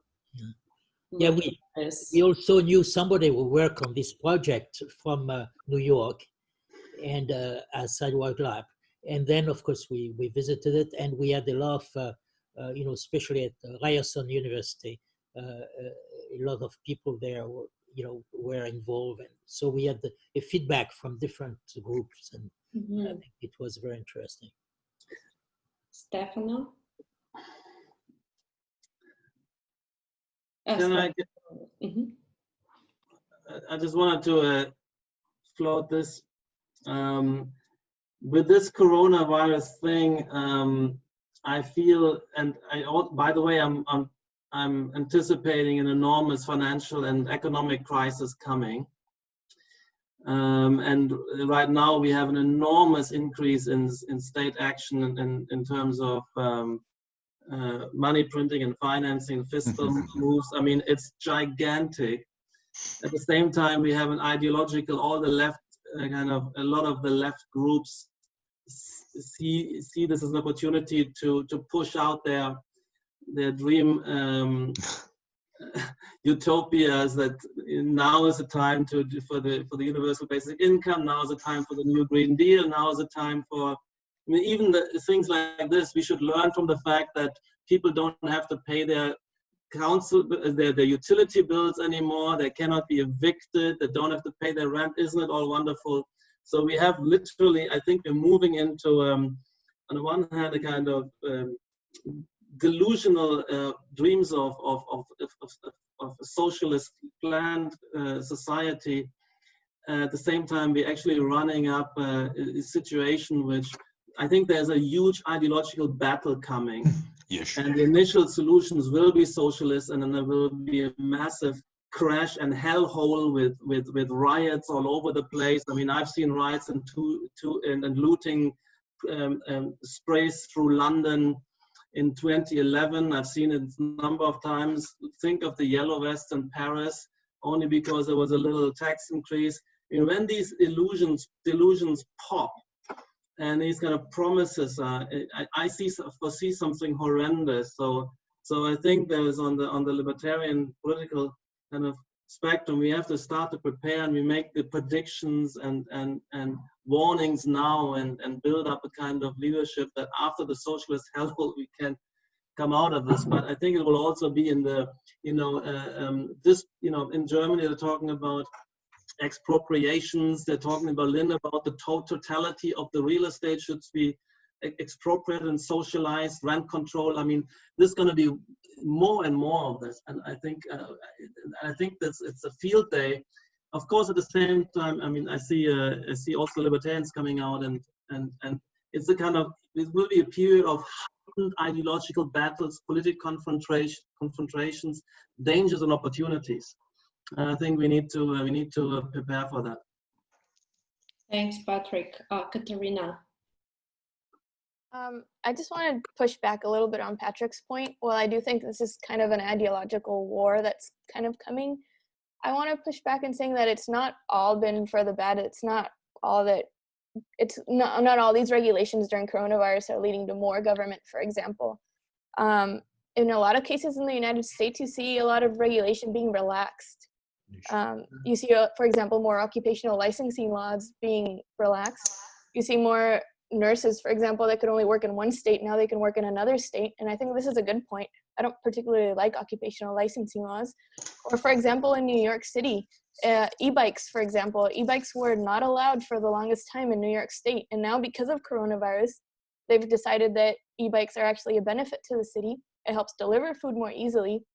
And they've relaxed the regulation and allowed e-bikes to work in the city. So I think you see a lot of these little examples of how regulations maybe at the local level are being relaxed. And I think that's something that we should strive more for, because I think it leads to a better city at the end. Thank you, Janet. Yeah, I also wanted to respond to that. I think that right now, I don't know what everybody else is. I have many of my close friends on the left are having like you see, we can do all of this without the travel and without the capitalism, basically. But I mean, that's cheap talk, right? We've been doing this for 2 months. Let's see if they mean it when the economy contracts by 10%. Let's see if they mean it when they can't get their like artisanal whatever that really requires us to be incredibly rich to have it. And so I think that there is going to be like, and let's face it, there was already a big ideological thing happening. And Nolan pointed out in the chat the restrictions, especially in the US, but we're seeing them spread, I think, in kind of a dangerous way of outsiders coming into the country are making us less resilient to weathering these kinds of storms. But that ideological battle had started and is now being shaped by what's happening. I think rather than, and Peter said, the never let a crisis go to waste, right? Like this is the manifestation of the kind of fight that was coming as politics realigns itself because of the crisis that's happening. And I think that's different than this all being kind of the catalyst of this really detrimental stuff happening. I think we're seeing things that were simmering under the surface being pushed because of the crisis. Absolutely. Thanks, Janet. John, you haven't spoken yet, so I'll let you skip the queue. Thanks very much, and thank you, Vera and Patrick and Sandy as well for organising this. It's been fascinating. So I wanted to agree with Patrick and Katerina and Peter's point about never letting a crisis go to waste. And to me, the key is to seize the opportunity to achieve the things that we believe would help. You know, that the removal of unnecessary regulations where we can about deliveries or e-bikes or occupational licensing, to achieve the pedestrianisation. In the UK, for example, there are some very silly rules about childcare, which means that people who would like to go to work currently cannot, and we should be fixing those. But also to defend ourselves, to sort of defend against the bad lessons, which we touched on in the last session, the wrong lessons that people are drawing, that density is bad, as people said, overcrowding is bad. But I think overall we have an incredibly powerful weapon, because we know how to generate growth, how to reduce poverty, how to increase wages, how to increase productivity, and countries are going to be desperate for that after this crisis. And so, I'm getting a little bit off topic here, but that to me is one of the core messages that we should be pushing. The Duranton Puga, the Shea Moretti, a whole array of reports out there demonstrating we can generate much more growth if we fix these problems in the way that our cities are currently run. And all we have to do is set out some politically palatable ways for politicians to seize those opportunities. And so that to me is one of the key things that I'd love us to be focusing on. Thank you, John. I hope we'll talk more about the housing in the next section. So probably we'll hear more insights from you. Adam, you were next. Yeah, I think I think that this is an interesting discussion. I think there's I guess two things that I'm interested in seeing how it plays out with economically. I think more and more the local and state government will be more budget constrained.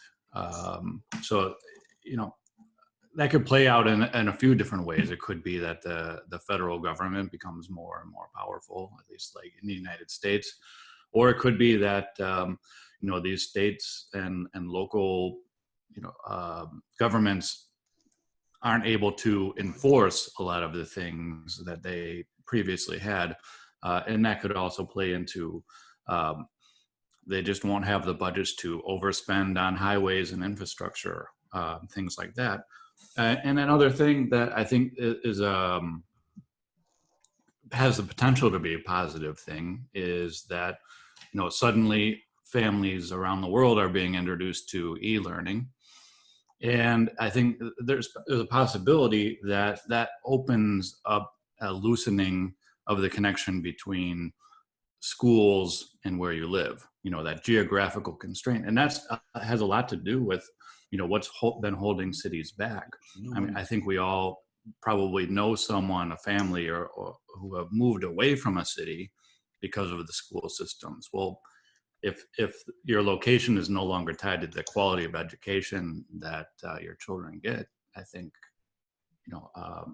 that could change. Thank you, Adam. So very good point about schools, because Patrick and John would agree. We live in London here. Schools are, I think, the most crucial factor that affects the price of the real estate. So maybe that will maybe the remote study habit will change it, probably. Sandy? Yeah, thanks. I know this is off topic for this part, but since we are talking about the economy, I thought I'd chime in. When this started, national emergency and so forth in the United States, declared a little over 2 months ago, there was talk about what the effect will be long versus short term.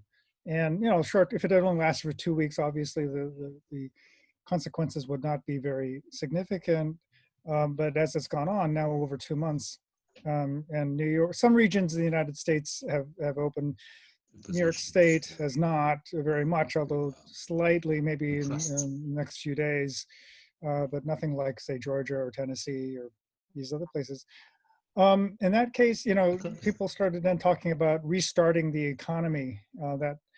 That metaphor of the economy as a machine that can be stopped and restarted, I think is very dangerous. It's much more like an organism, and so you can stop and restart, a heart or somebody's lungs, and it's going to have implications systemically, particularly the longer it goes on. And when you shut down 30 or 40% of the economy, which is basically what happened in this country.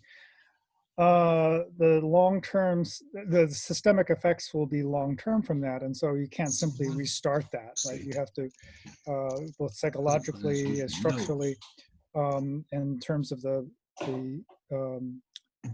supply networks that have actually done a pretty good job of adjusting to the situation, those parts start to die out, right? More and more small businesses begin to die out. So just you know, that how we use language and how we frame the problem and the solution, I think, extremely important here. And this goes to the discussion earlier about flexibility and adjustment in terms of the regulations and laws that would allow people to make those kinds of adjustments. I think that has to be very much taken into account. If I may just say one more thing, everybody knows how much I love Donald Trump. But I think one thing that he hasn't done, which I think he can be credited for, or whether it's intentional or not, is he hasn't nationalized the whole response. He has to some extent, but he's made the decision of shutting down and how to come back up to the governors of each state, which they have a lot of power, but nevertheless, this allows some natural experiments to occur, to see what happens in these different places that are reopening, or what has happened in places that didn't really shut down, like Arizona and other places, what the response, what the impact of this disease is. So actually, to get to John's point, then these are the things we have to emphasize going forward. What lessons are we learning about the impact of this sort of drastic shutdown policy, that if you shut down 40% of the economy, that's ultimately going to lead to even greater poverty, lower incomes, and that's going to exacerbate overcrowding. That's going to not solve problems. That's going to make things actually much worse. Those are lessons I think that we need to articulate in a way that people can, that are palatable to people, particularly politicians. Thanks, Sandy. Patrick? I just wanted to ask, I mean, I've heard in America, you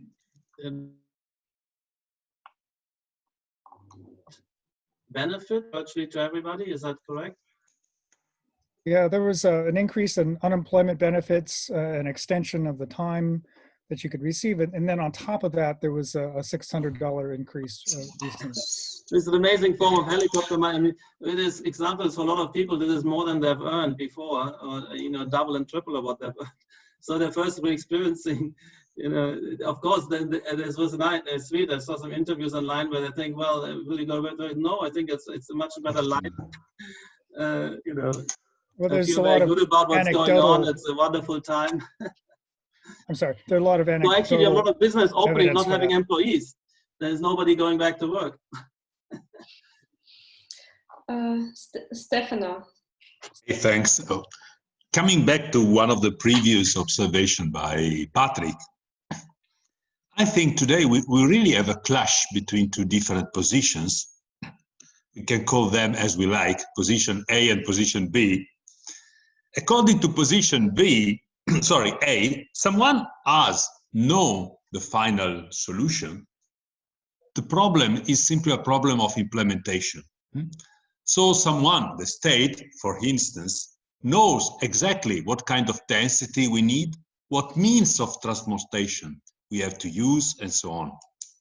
According to someone else, call them libertarians, classical liberals, or as you prefer, no one knows the final solution. We, the state, so to say, we can only create the background conditions within which the market, the people, the civil society can try to find solutions. In Italy, for instance, now we are trying to define in a very precise way, I mean the state, the way in which any kind of activities, cafeterias, bars, whatever, have to work. But I think this is simply impossible, apart from giving some very general and abstract rules for any kind of activities. It's up to freedom to invent, create, innovate in this way. So I think we really have not an ideological clash, but a clash between two perspectives, one of which is totally wrong. As Alan said, planners cannot decide density. It's not the point. They really believe they can decide density, but this is not their job. The same is true for means of transportation. We can say whatever we like about the cars, but we need cars. There is no possibility of having no cars. Think about Italy. We have more than 8,000 municipalities, and 91% of people are using cars. How can you imagine to have Italy without cars? Okay, we can reduce some cars in big cities, but this is not the real problem. This has nothing to do with the real problem. So I think we really have a clash between two different positions. Maybe one is teleocratic and the other one is nomocratic, to use two very famous Hayekian terms. But I think this is the real point, also regarding coronavirus or any kind of crisis. Thank you, Stefano. Nolan. Yeah, thank you. Yeah, I completely agree with you, Stefano, on the merits. I'm a huge Hayek fan myself too, which puts you in a weird position when you're a city planner. It might not surprise you they're not Hayekian on the other side. I do think that John's point about how to leverage this crisis to more liberal ends, so to speak, is important. I mean, this, for better or worse, this is a time when policymakers are highly open to technocratic reforms, right? And while I share your skepticism about 90% of the proposed technocratic reforms, we can take some of these liberal ideas that were right in the first place and frame them in a technocratic way that I think will make sense and to which policymakers are highly receptive right now. So, under normal circumstances, I wouldn't frame a program, that I supported as a jobs program, but in a place where they're going to be dealing with 15% unemployment, if you can explain to them, hey, if you get rid of some of these development restrictions, you might get construction jobs out of this.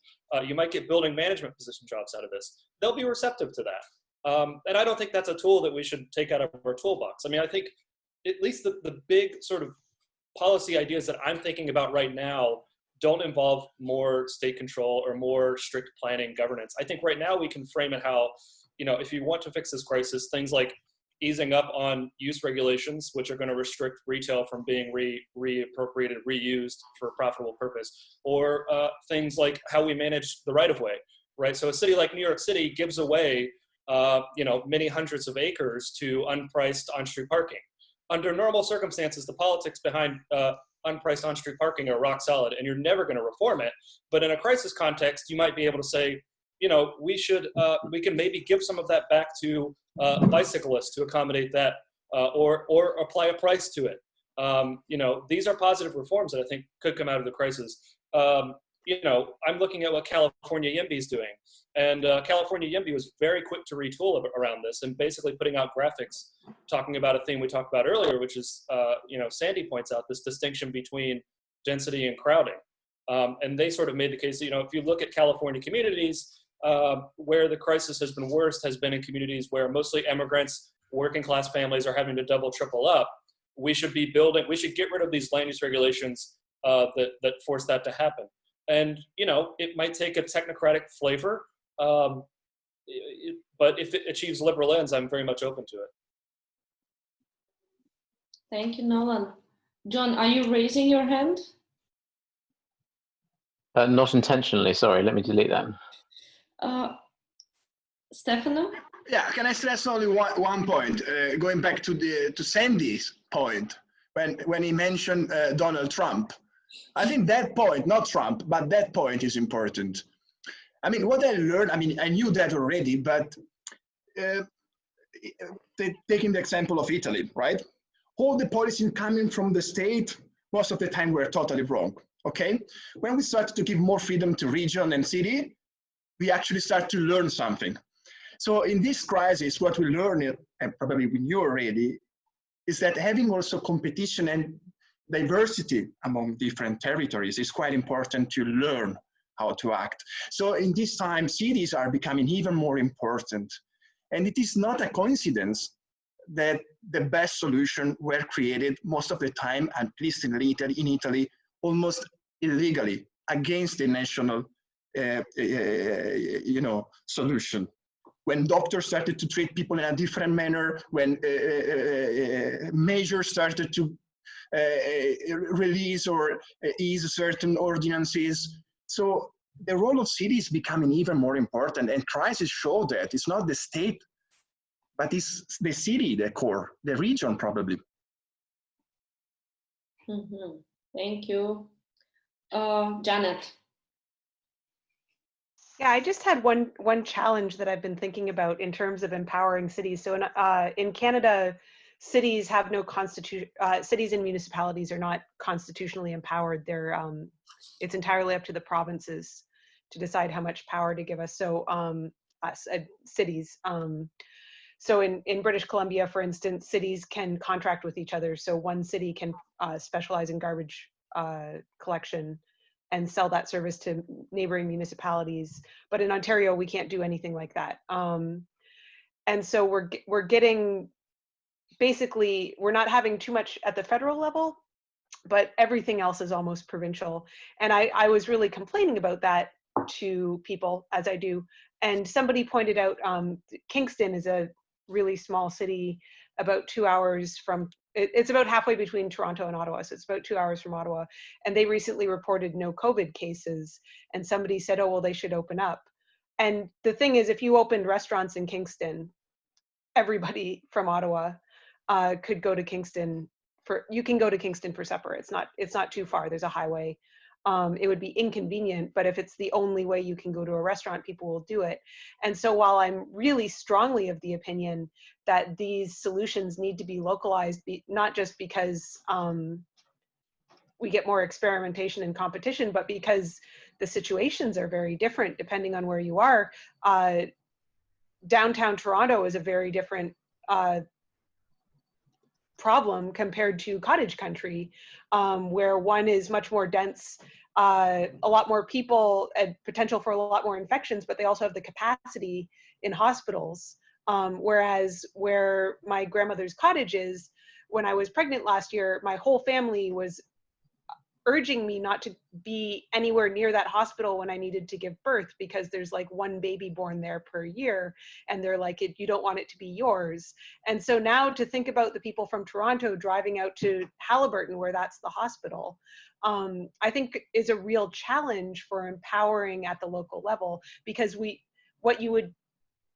I don't know if you would need to, but I think it creates the problem of, do you need to be able to exclude people? And of course, that's not a very liberal idea, right? And some provinces are doing this. New Brunswick has blocked all migrant workers and is basically saying that they're going to have high school and middle school students processing the lobsters harvest this year, because they're not allowing the migrant workers in, and the processing plants are worried because their regular workers are going to Nova Scotia and Prince Edward Island. And so, as I said, we are getting a bit of experimentation, but it's at a high level. And where you do get the experimentation, we are seeing exclusion. And I at least don't think, I disagree with the argument for excluding people, but I at least don't think it's crazy. And I think that's a real challenge for us in talking about how we open up, because there is the situation of, are you willing to accept some restrictions on your freedom in order to have a more normal life? Like, I'm willing to wear a mask, or I might be willing to opt into a contact tracing program if I can, go back to a restaurant, sit on a patio, that sort of thing. But am I willing to block entry into my city if that means that I can have a more normal economy? I don't know. I think that's a really big challenge for us that we need to kind of find a way of wrapping our heads around. Thank you, Janet. Students doing work like processing lobsters, it was a very common thing, by the way, in the Soviet Union. That's how my parents met. So, but that's probably not the direction we want to go now. Yeah, it's not ideal. No. Sandy. Thanks. So just a question for Londoners, like John and Vera. I was just reading about land use policies in England and how it's at the local level, it's highly discretionary. So there's no zoning per se. And so I was wondering in that context, and I think in this respect, England in particular may be unique compared to all other countries in the world that have such power at the local level. So given the fact that there's no sort of regulatory or formal zoning, is the sort of thing that sort of changes that we might like to see, liberalizing housing policies, for example, more likely to occur in that kind of environment than we would in, France or in the United States? Oh, Vera or Patrick, would you like to take that, or shall I? Well, I mean, there is both. There's a lot of zoning of sorts and development plans and all sorts of plans and regulations and standards. And then on top of this, there's discretion where these things become partially negotiable. So it's a horrible system. But anyway, John. Yeah, I completely agree. It's a horrible system. I mean, I'm not sure we're the only ones to have discretion. I mean, you have discretionary review in California, in parts of California, certainly. But yeah, I mean, we have a profoundly discretionary system. I mean, there is an overlay of some by right things that you can do under what's called permitted development rules. Those are sadly increasing the scope of those tends to be immensely controversial. History would imply, given these things have been enforced since 1947, that it's quite hard to change. I think the first reference I came to unduly elevated land prices because of these restrictions was in 1957, and people have been screaming about it ever since. So I mean, my response on how quickly can we change it is not if we carry on doing exactly what we've been trying to do, and that's why we're pushing for different things to try out, because that's the only way we can see to unlock the political logjam. Did that answer your question? Yeah, I know it's much more complicated than it seems. I just thought that, well, political discretion is often a bad thing because it changes things in the wrong direction too quickly. But by the same token, you might be able to push things quickly in the opposite direction. Well, the problem is in reality is, first of all, you do have, of course, prescriptions is what the site can take. Roughly, where if it's a residential site and the total amount, they're not 100% fixed, but broadly fixed. So you have, and then there's this wiggle room, which becomes a problem because you don't know when you buy the land what you actually can do with it. So there's a risk of overselling, paying, and then you have an enormous amount of delay through endless negotiations. There's also these impositions like the social housing quota, but it's true, a lot of factors which are negotiable, but it is very far away from a kind of a lot of freedom. There is certain margins and wiggle rooms and spaces of negotiation. And that just puts an enormous delay. We have on a project for 3 years delayed, and then it happen that the next level, political level, calls that in, so that the local borough level is doing something, and then the city level calls it in, and then the national level, the Minister of Housing can call it in once more. Sometimes it was done to break down the local stalemate in a way, but it happened to us recently that it's also a further delay. So it's not a good system. And this for developers is actually a big risk, and that means also outside developers cannot come in because there's no way that they can navigate the system.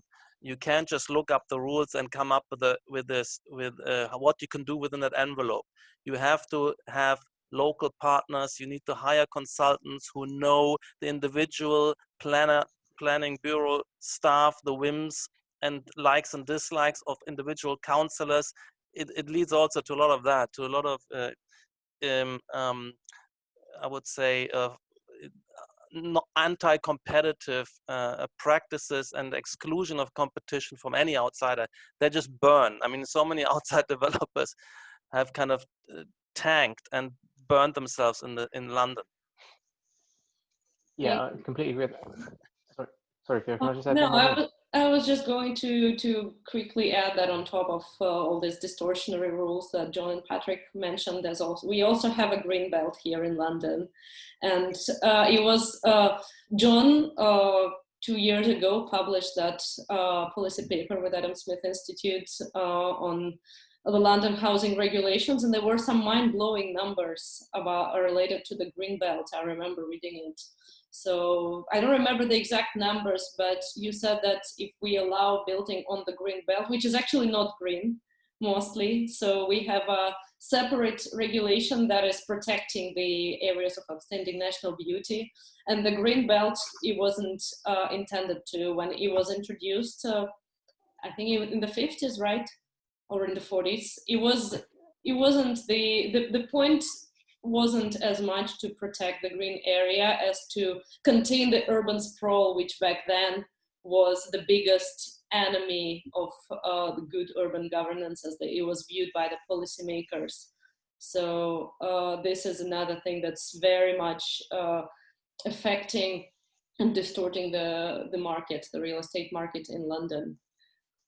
Stefano, I think you will be the next, the last one in this section, and then we'll mostly move to the architecture and built environment. Yes, very briefly, I think that the problem is not only discretion in planning, but mainly differentiation. This means that each plot can have totally different rules. This is true wherever, in the US, in Great Britain, in Italy. This is the real problem, more than discretion. So I think the difference between Great Britain and Italy is not so wide if we think about discretion combined with differentiation. I think this is the real problem of land use planning as we conceived it in 20th century. That is the idea of having something deciding how each plot, each activity has to enter in a comprehensive vision of the future. In this perspective, I think the difference between Great Britain and Italy are really minimal, independently from the fact that planning theory like to say that there is a big difference between US, Great Britain, Germany, Italy. I think all these planning systems are similar, identical, particularly as regard differentiation. That is something that we accept only in planning. Sometimes we use, as you know, the term spot zoning, but land use planning is spot zoning. That is, each areas can have totally different rules as regard density, aids, distances, and so on. This is true in every county. It doesn't matter if this happened at the beginning, at the end, in an ongoing phase. At the end, it is the state that decides what can happen to your plot. This is true in Great Britain and in Italy. Right. Thank you. You hear me? Yes, you hear me. Yes. Thank you very much, Stefano, and thanks to everyone for the contributions. And we're moving to the third part of the discussion, which I thought would be good to dedicate to architecture and the built environment, because this is another realm that is, everyone's predicting that it will be affected by the pandemic. And if you read the architectural blogs and websites, there are some obvious things that everyone is mentioning, like we will have more touch-free buildings, offices and residential buildings as well, like touch-free elevators, touch-free doors. And so some are talking about using more like safer materials that attract the infections less. But these are all very technical things. So I'm thinking more in the direction of like the conceptual, the idea how we perceive, how we're going to perceive the workspace, the living space. So last year, for example, I published with Adam Smith Institute a policy paper arguing for giving a green light to microflats, micro apartments in the UK. And this is a very topical question. Most of us live in big cities, so where the lack of good housing is a persistent problem, and this could be very important. So here in the UK, and I'm sure as Stefano just mentioned, that like the state is trying to intervene in more or less similar ways into the ways we use our homes and our land everywhere. So I think this is also familiar to everyone. Especially it's a big burning issue for the young professionals, people who just graduated, mostly single, who want to start their career in a big city and cannot do this because the government says that this is the infringement of your dignity, living in a flat that's smaller than 35 square meters. So they don't let us choose ourselves what we see as dignity. So maybe we see, maybe for us, dignity is not spending 2 hours a day in a packed train. But whatever. So my point is that there was all this debate around microflats here in London, and suddenly we hear people saying, experts saying the opposite things, that we have already spent 2 months sitting indoors inside, and we realize how important the indoors is. So before, one of the main points of the people who are advocating for microflats is that city is what it offers outside of you. It's less living in a city is, so we're moving towards this, the Uberization of economy, the sharing economy, where we're owning less and borrowing, renting more.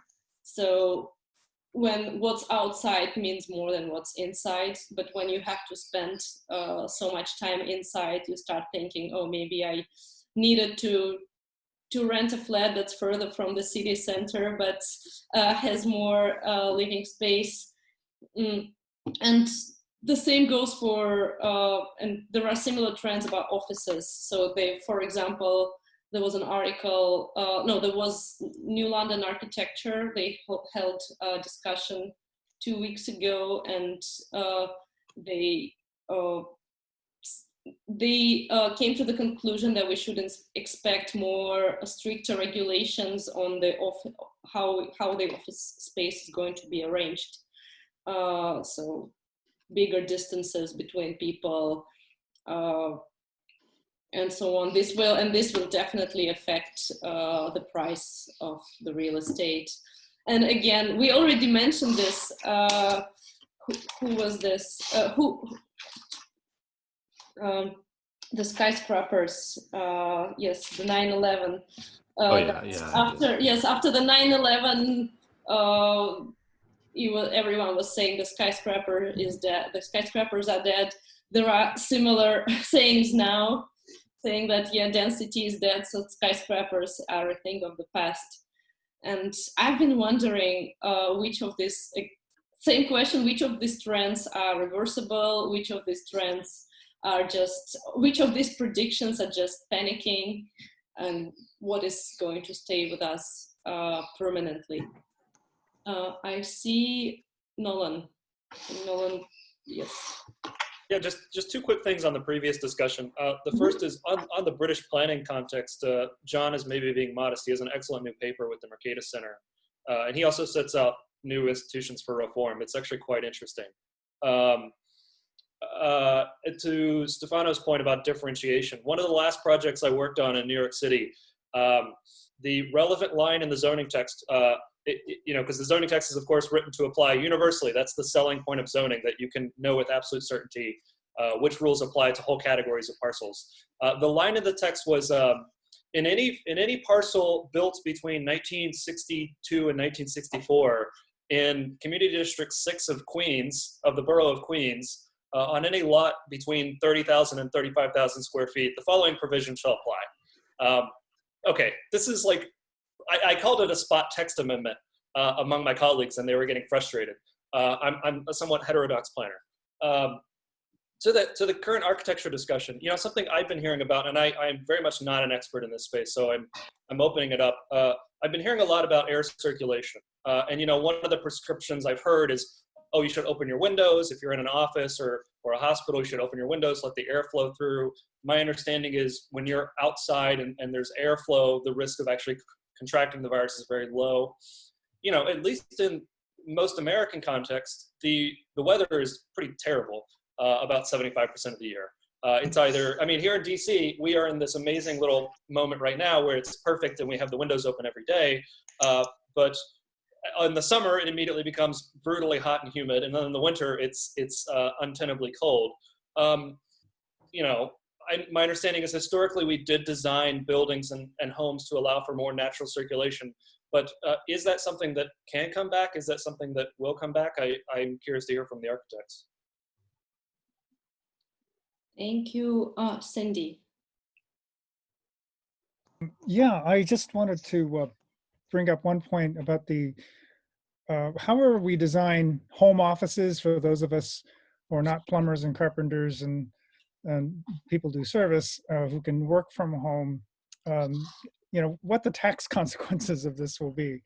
This is they delayed the tax date until July. And this is always the issue of home offices and what constitutes home office. Anyway, that's something that fairly minor, but at this moment is kind of interesting.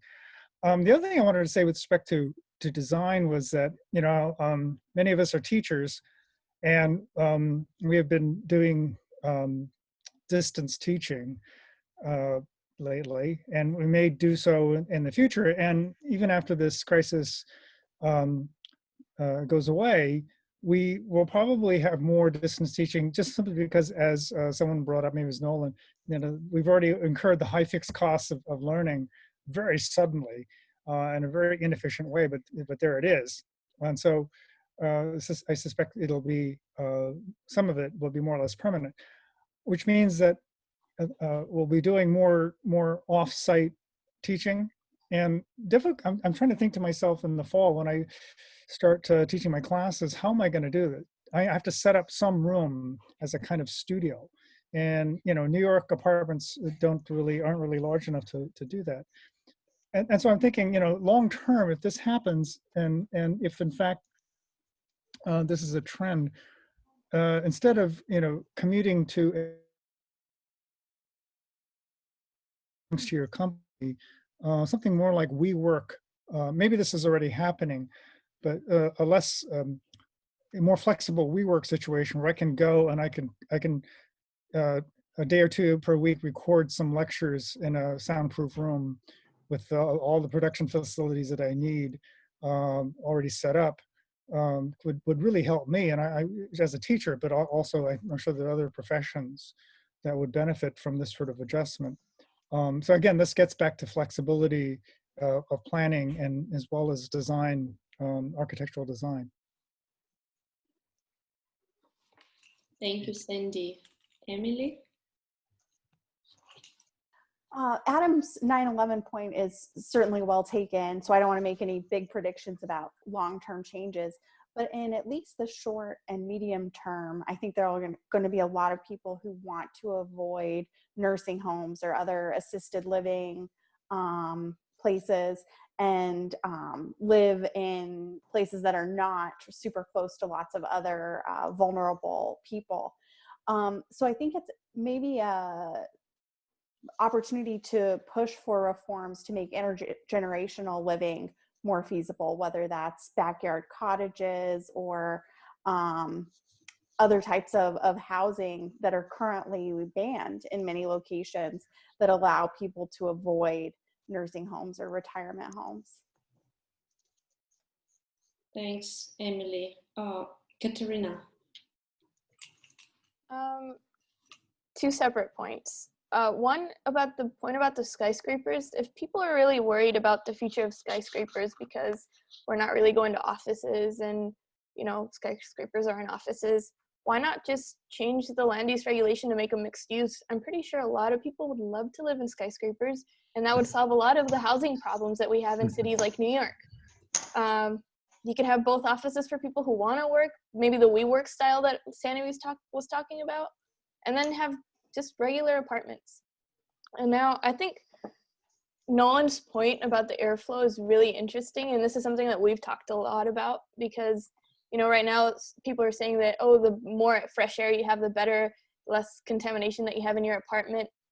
And maybe just a little bit of background. I'm from Guatemala City, and we have really nice temperature there. It's like 70 all year round. And our apartments and our houses are designed for airflow. They're designed for that you could open one side of the house and then open the other side of the house, and then there's like a tunnel of air flowing through. So maybe if people are worried about keeping, the virus indoors or any other kind of thing indoors, you can start designing stuff here in the States, whether it's offices or apartments or houses, to have that kind of airflow. And I think that could probably do a lot of changes.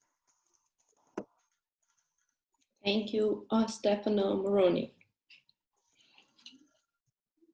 No, I have nothing to add. Sorry, I forget to lower the hand. Okay. Then another Stefano. Probably it's me, right? Now, again, this idea that we can redesign the city. We cannot redesign anything. The city is there. We cannot change the city. And also to believe, again, that, this challenge, contemporary challenge, we change our city forever is totally wrong, in my opinion. So we cannot redesign anything. We can just improve what we have, probably.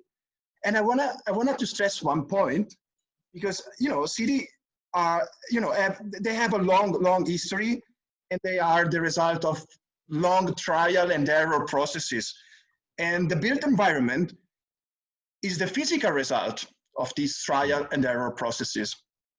And in particular, some of the built environment went through so many crises, so many pandemics, so many challenges, war, and so on and so forth, and this kind of built environment is still there.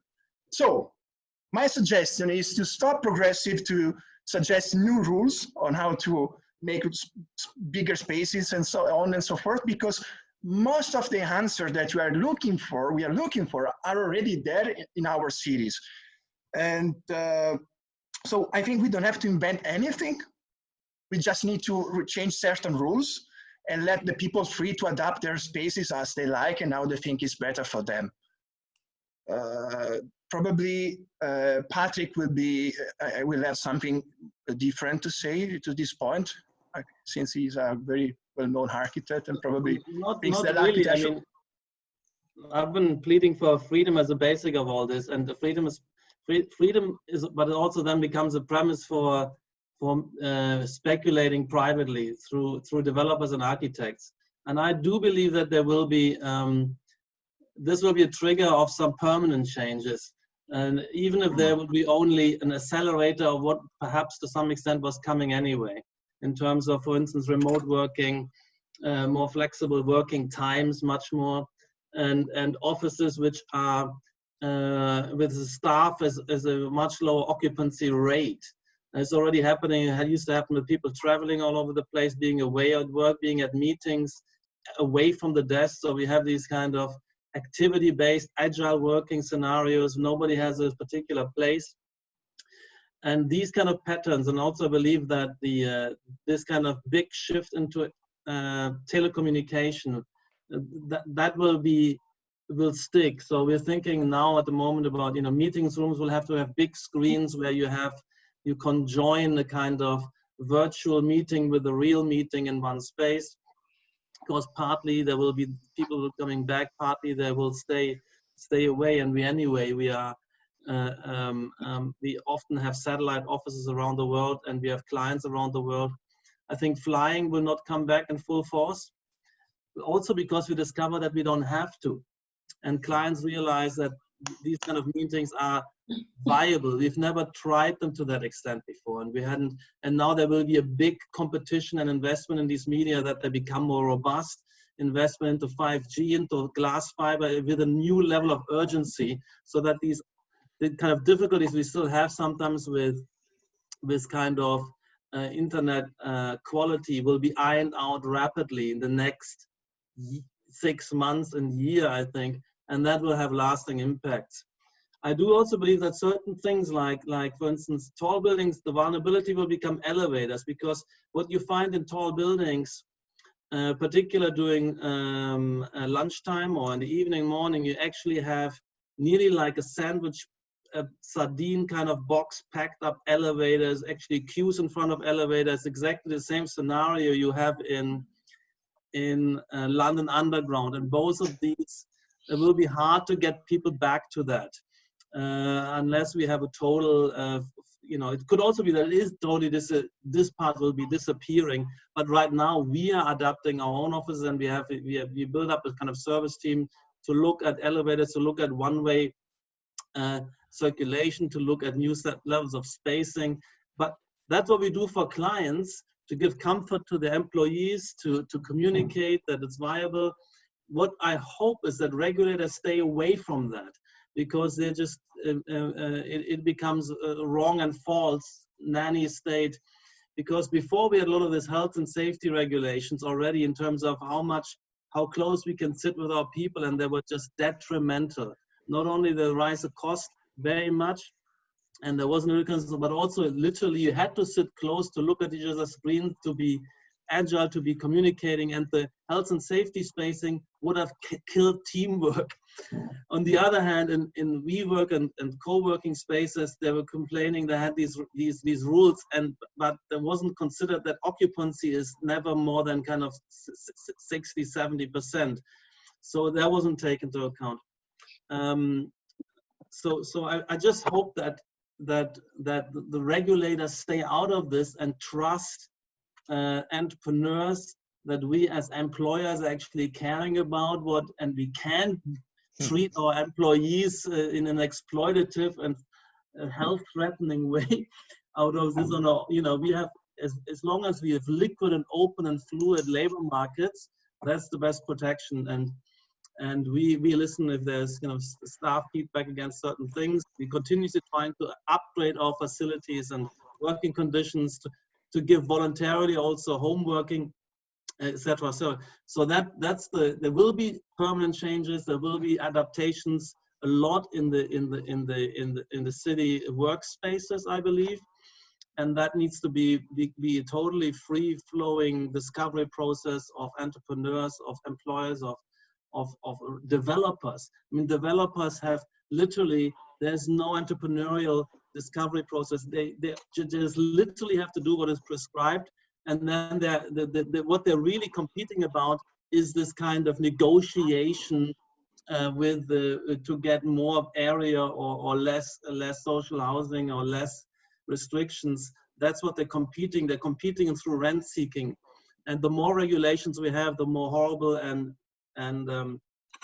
constrictive and, you know, anti-productivity we will get. And I also hope that, I also think it's important that that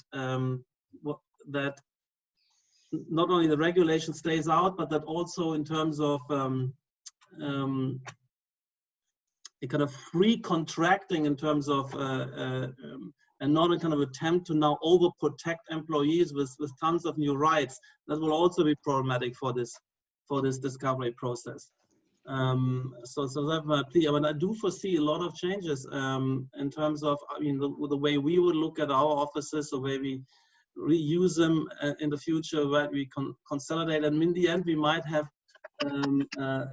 less space requirements to some extent, or in a quite different space requirements, where a lot of these measures which the government is now using for occupational densities are, let's say, they're unreal. Nobody ever felt them to be real, but we were always, particularly in our previous era of not being a well-established larger firm with reserves, for small business a kind of killer, where you always had those worries of this kind of being shut down or being penalized, when nobody felt there was something wrong with the way we worked. So that's the plea here, and the big danger actually here, that politicians feel themselves called upon to shut down abuses, trade unionists coming on strong and seeing this an opportunity to kind of over-regulate us. And even if it's only temporary, I see a very big danger there, and there's another ideological battle we have to fight to ward that off, to kind of mitigate that danger which I see coming. Thank you. Janet. Thanks. Really quickly before my point, just because people keep saying things, I recommended in the chat, and I'll put a link to it, the book The Ghost Map, which is about a cholera outbreak in the mid-19th century in London, the Broad Street outbreak. And it's really unnerving how many of the things that were going on then are relevant to what people are saying here, like right down to obsession with airflow and talking about density as being something that's just going to have to go out the window. And this was in the 1850s. But I really like this discussion of the built environment. And I especially liked the point about the fact that our built environments are the result of, I mean, this is a bit more true in somewhere like Italy than it is in Canada, right? Because the country itself is, I mean, we've been here for longer, but the country itself is only 150 years old. It's a lot less evolved. But a lot of what we have is, or all of what we have almost, is the result of what we need, sort of thing. And what's going to happen, I think, is to some extent we'll see changes in what we need. I hope the death of the microflat is exaggerated, because I think that some people need a small, cheap place to live, and it's not ideal when you have to stay inside, obviously. But if the alternative is to be paired up with like 5 people in an apartment that's not really big enough for any of you, then that's actually worse, right? And so I think that it will be very easy to get back to the point of framing liberal ideas. It will be very easy to see like have an idea of perfection as achievable. And I think that that's going to be something where we can say like, no, this is something that we can, this is something that however you have to say it, experts can predict the failure that will happen in these situations. And I think that the other thing that a lot of people have kind of mentioned, but I think it'll be important, is to go back to Jane Jacobs' point of old buildings. And it doesn't matter, I don't think, that the old buildings are now new. What we need is the flexibility of how we use them, right? Do we need offices to be able to turn into places where people live? Or would it be better if the high stories of offices, while people are worried about, of office buildings, while people are worried about elevators, were more of a like, not something that's got a staggered use, whereas as opposed to everybody going up at 9 o'clock and everybody coming down at lunchtime. And the last thing I wanted to say on that is that we want that to be as flexible as possible, but I do think we have to keep in mind there are some things where the switching costs are high. I can't recall now who said something. I think it was Patrick said that flying is done, not done, but the amount that we flew before is unlikely to make a V-shaped recovery. I think that everybody has stopped saying that that's a thing now, but and I think that's right. But there are a lot of things that we have planned our lives around being able to afford air travel. Families don't live near each other, right? You may live across a continent from your parents or your brother or your sister, and you expect to be able to fly and see them a few times a year. But if that becomes unachievable, then we're going to have probably some pretty big changes in how and where people live, especially if we're going to be trying to move away from things like long-term care facilities. So I think that we definitely want to be talking about the flexibility to respond to things, but I think we should try to be sensitive to the areas where the flexibility is just not going to be as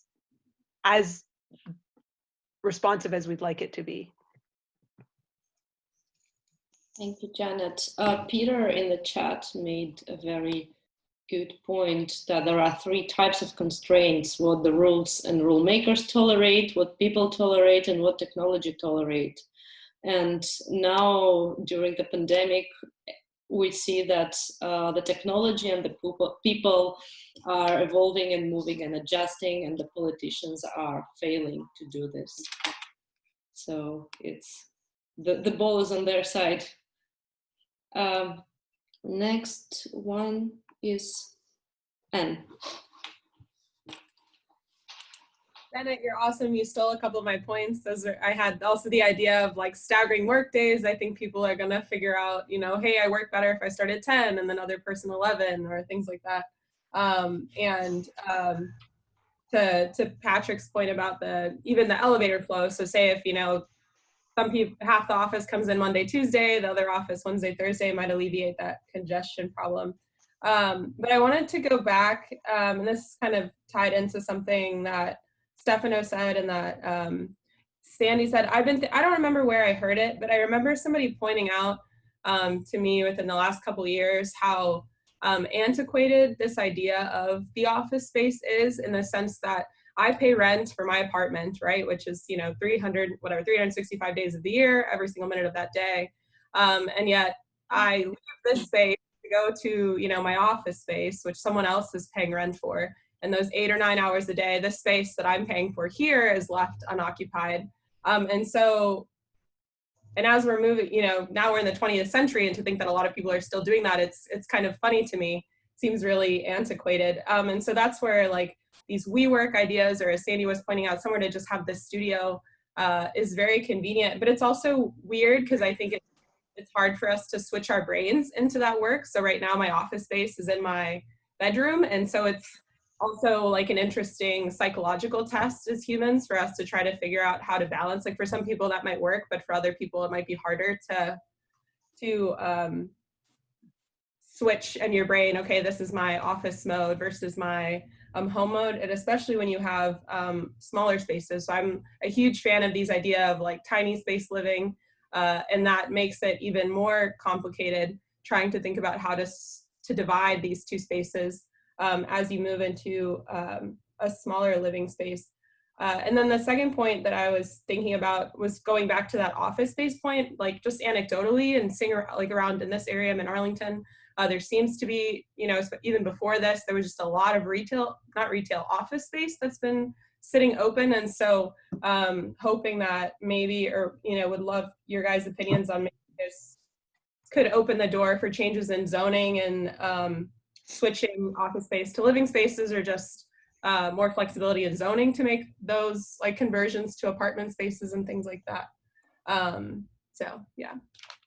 Thank you. And I'll make a quick point myself, because what you mentioned about working in shifts reminded me of one more thing I wanted to share, one more thought.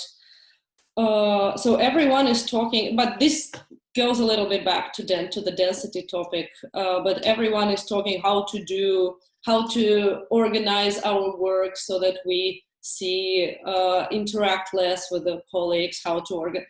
But the thing is, we're not just forced to do it, we like to do it. So some of us, and I think that most of us are enjoying being around other people. So I don't see it as a policy issue. So one of these many articles that are condemning density as one of the causes of the pandemic, there was some expert urbanist who said that we are seeing people in big cities cramming into trains, or cramming into the clubs and pubs. So it was like it's the same problem, like as if people go to the clubs which are overcrowded not because they, as if they are forced to do it, not because they actually enjoy being in the crowd. So I think this is ridiculous that people put these two things in the same, as if it's a problem. So we're not. It is not a problem. Some of us, we really enjoy being in the crowd. So it's not necessarily something that should be changed by policymakers. Adam. Yeah, I think, tying to some of the things other people have said, I know Peter mentioned and said, I think it's kind of a rhetorical point, but I think, in a way we can, might not even see it because it's not in front of us, but we can almost declare victory against, use-based zoning, because you have around the world millions, if not billions, of people that are blatantly violating use zoning by, doing business in their own home,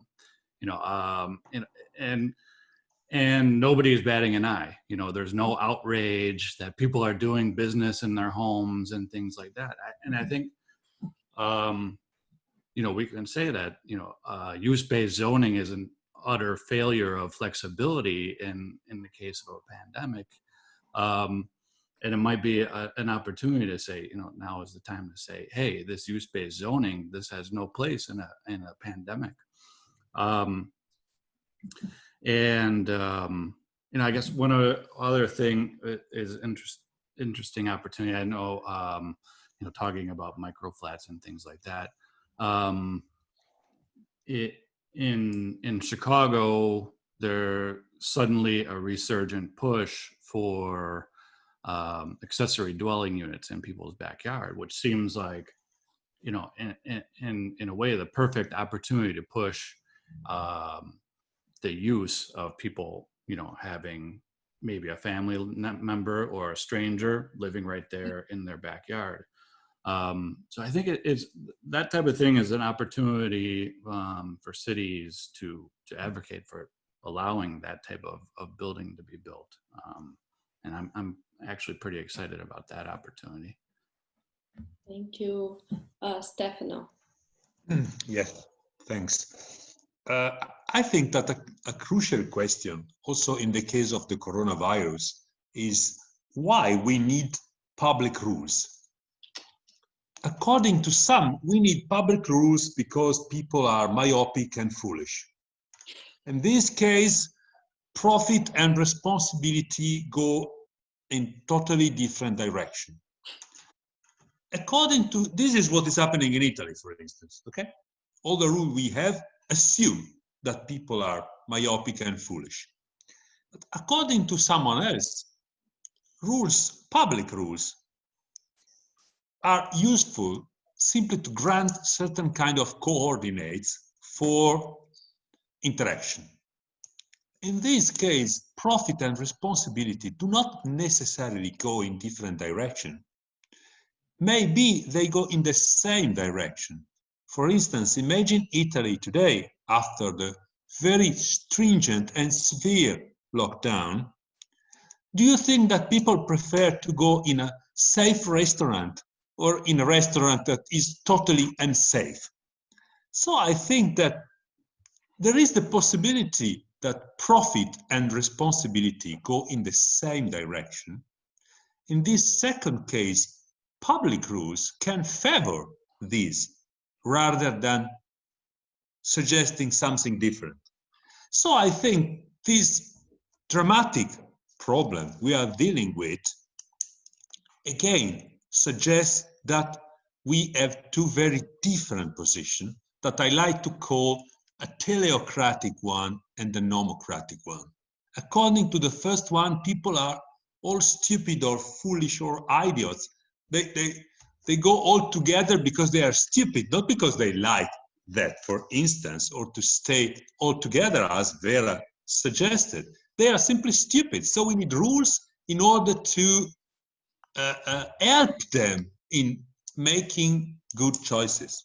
According to another totally different version, we simply need public rules in order to solve certain problem of interaction, in order to increase the range of freedom. I think in the case of coronavirus, we see these two totally different ideas in a very clear way. And this obviously has implications for planning, for architecture, for urban design, for whatever. I obviously believe the second version is the correct one. And I hope to to be able to defend this second position against the first one, that at the moment is the dominant all over the world.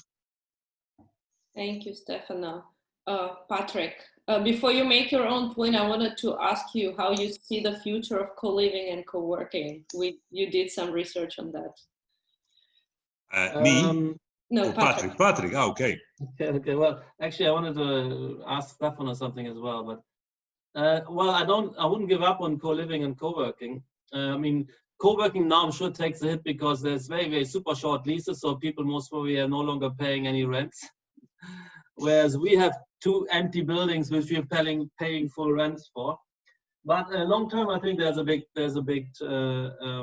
trend here back further for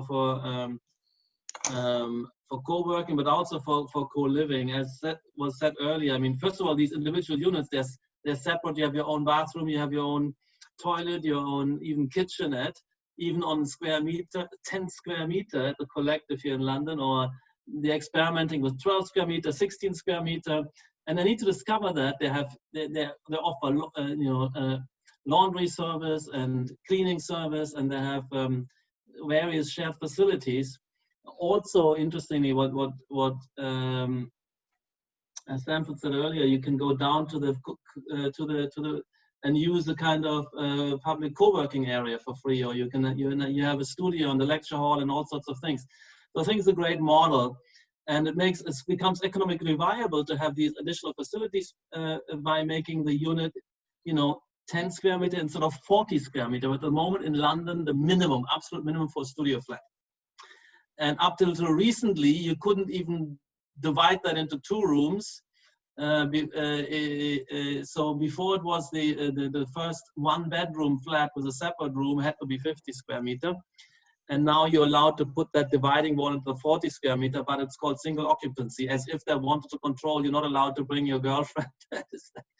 Of course, that's not it. So we have, I think that, but the alternative, the real alternative, of course, to this co-living is what somebody said earlier, that people just have a flat share in a former council flat, totally overpriced, where they have to share a toilet and a shower and maybe the horrible conditions. So the kind of unreality of the politicians kind of standing up and saving people from degrading circumstances through preventing planning of multiple co-living buildings in London is a farce and a lie, and needs to be pushed back against, because it pushes people into these kind of flat shares.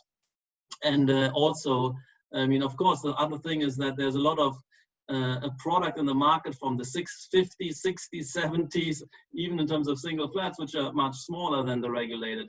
And they are now selling in an overpriced way, because they have this kind of artificial monopoly of it can no longer, additional supplies can come in. So that's for me that co-living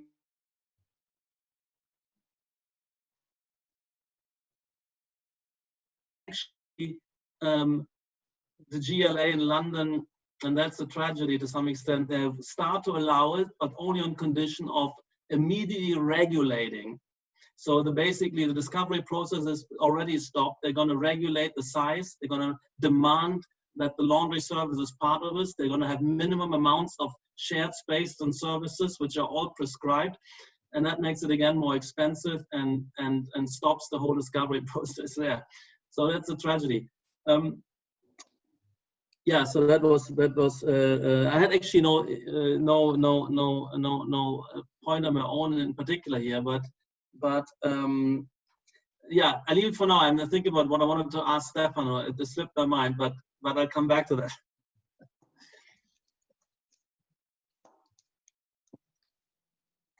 Yeah, I just wanted to ask Stefano this in terms of the rules that. Public rules that solving interaction problems. I mean, is it more about kind of reducing transaction costs to have certain standards one can rely on, rather than having a world of only free contracting? Something like this. And I think these can emerge anyway, these public rules, but they don't need a legislator. They would anyway emerge as standards bottom up. Or entrepreneurs can offer them, for instance, a marriage, a virgin or Google marriage, which becomes a new standard quickly and then has variants. So I don't think we need, in my view, we don't need a democratically constituted polity. We need markets, open markets, and discourses where these things are publicly debated, criticized, a lot of information about these products, and a lively public debate about it, but not public rules in a sense of majority dictates, where I see very little legitimacy with these legislators who are totally overburdened. They are driven by demagogy, through which they gain their seats every 4 years, with a mixture of demagogy and corruption and vote buying. I give no credibility to these legislators, particularly in London and the British ones, because I know how they function. They're not serious. They don't know what they're doing. They're totally overburdened with all the things they pretend they can regulate, and they have far too much a grip on our GDP, namely 50% goes through their hands through allocation, redistribution, and the other 50% is compromised by all the rules that are imposed on our free activities. So that's my view in terms of public rules. They will emerge in a free society, bottom up. Mm-hmm. Thank you. I just found what Patrick was talking about. I shared a couple, like 20 minutes ago. So I shared a link on my research on microflats, and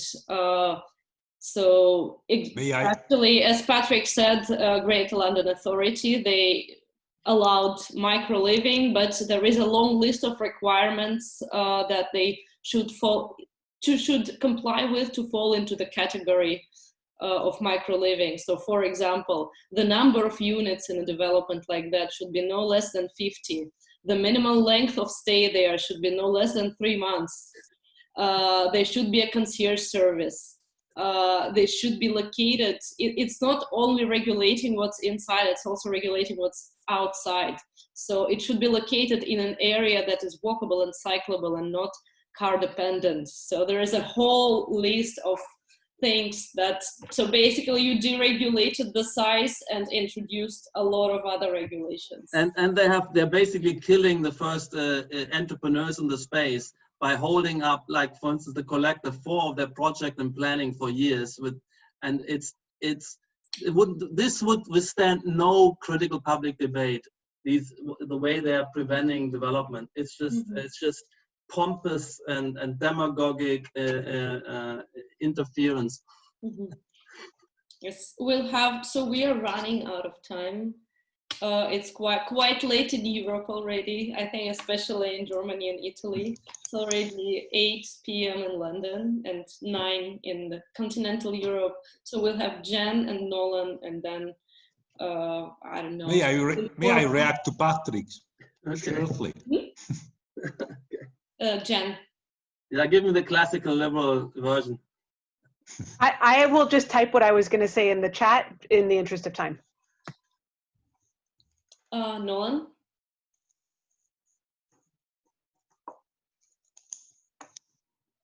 Are you muted? Yes, you're muted. Sorry about that.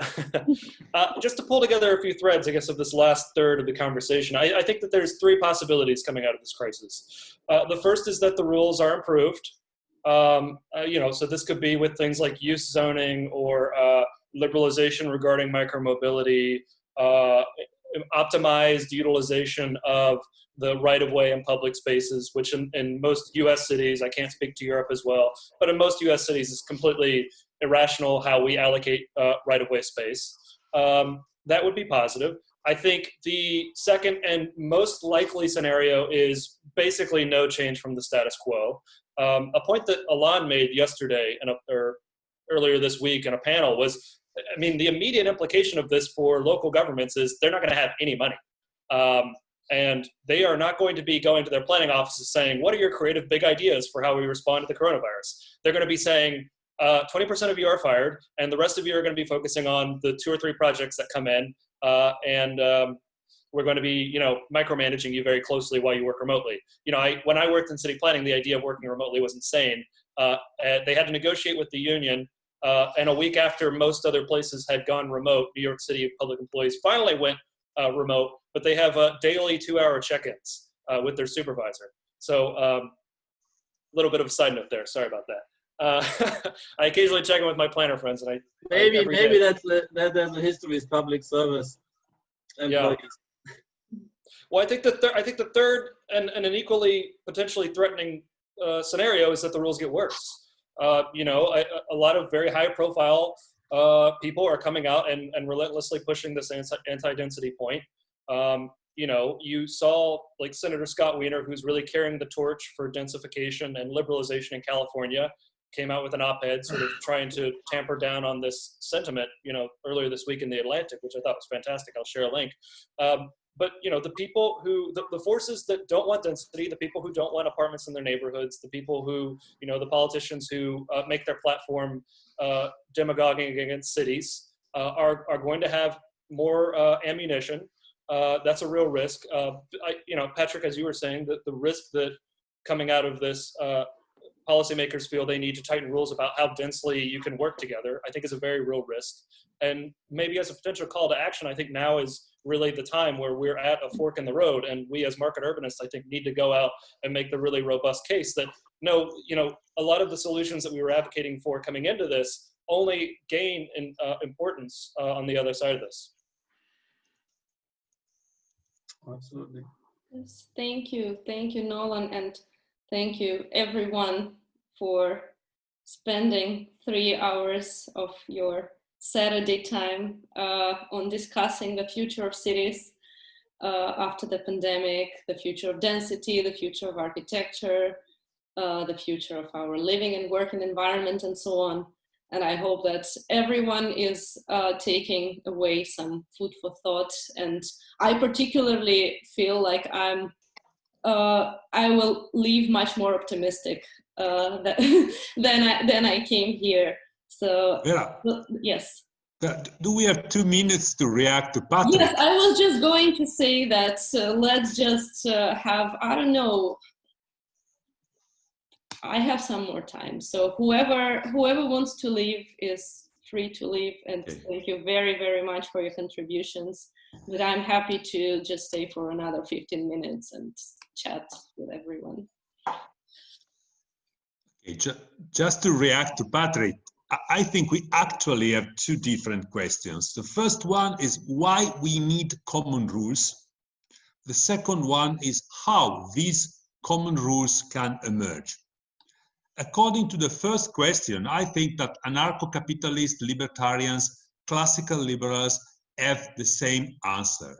We need common rules, not because people are myopic, foolish, idiots, but simply to reduce transaction costs or reduce negative externalities and so on and so forth. Where I think we have some differences is regarding the second question, that is how we can have these kind of rules. According to some, all of these rules emerge spontaneously and remain in place spontaneously. According to others, we can also imagine an intervention by the state in order to grant these kind of rules. Here, I think we have some differences between what we can call classical liberals and libertarians or anarcho-capitalists. But the questions are really 2, even if after Hayek we usually mesh everything all together. So the first question is why we need common rules, and the second one is how to have them. They are not the same question. And according to Hayek, obviously, it doesn't matter so much who is recognizing these rules. The real point is why we need them. I think the first question is a crucial one, not the second. And it is the first one that differentiates libertarians, liberals, classical liberals, and anarcho-capitalists from all the others, not the second one. Oh, okay, it's late, but anyway, I think this is a very crucial point. It's very important and it's very good, and I learned something here. that wasn't so clear to me. This why we need them. This kind of distinction, as you put it. Thanks a lot. It's crucial because according to Hayek, in order to have a spontaneous order, we need common rules. And he says it doesn't matter how they emerge. The point is we need them, but the point is what kind of common rules. This is more important. What I believe, more or less, of course, it's a discourse, it's spontaneous, but more and more it is also entrepreneurial planning or entrepreneurs deliberately, and this is sometimes very strong and sophisticated organization crafting these rules and rules offering. And there's interesting, there's a history, but there's also a recent history. I love the work of Peter Stringham on that one, for instance, in terms of the way stock markets have been created, the market makers as entrepreneurs, as firms. Yes, sure. You can also imagine a sort of intermediate position in which we recognize that rules has been invented by spontaneous interactions, but at a certain point the state can recognize them, not invent them, but recognize them and give them some formality or officiality, so to say.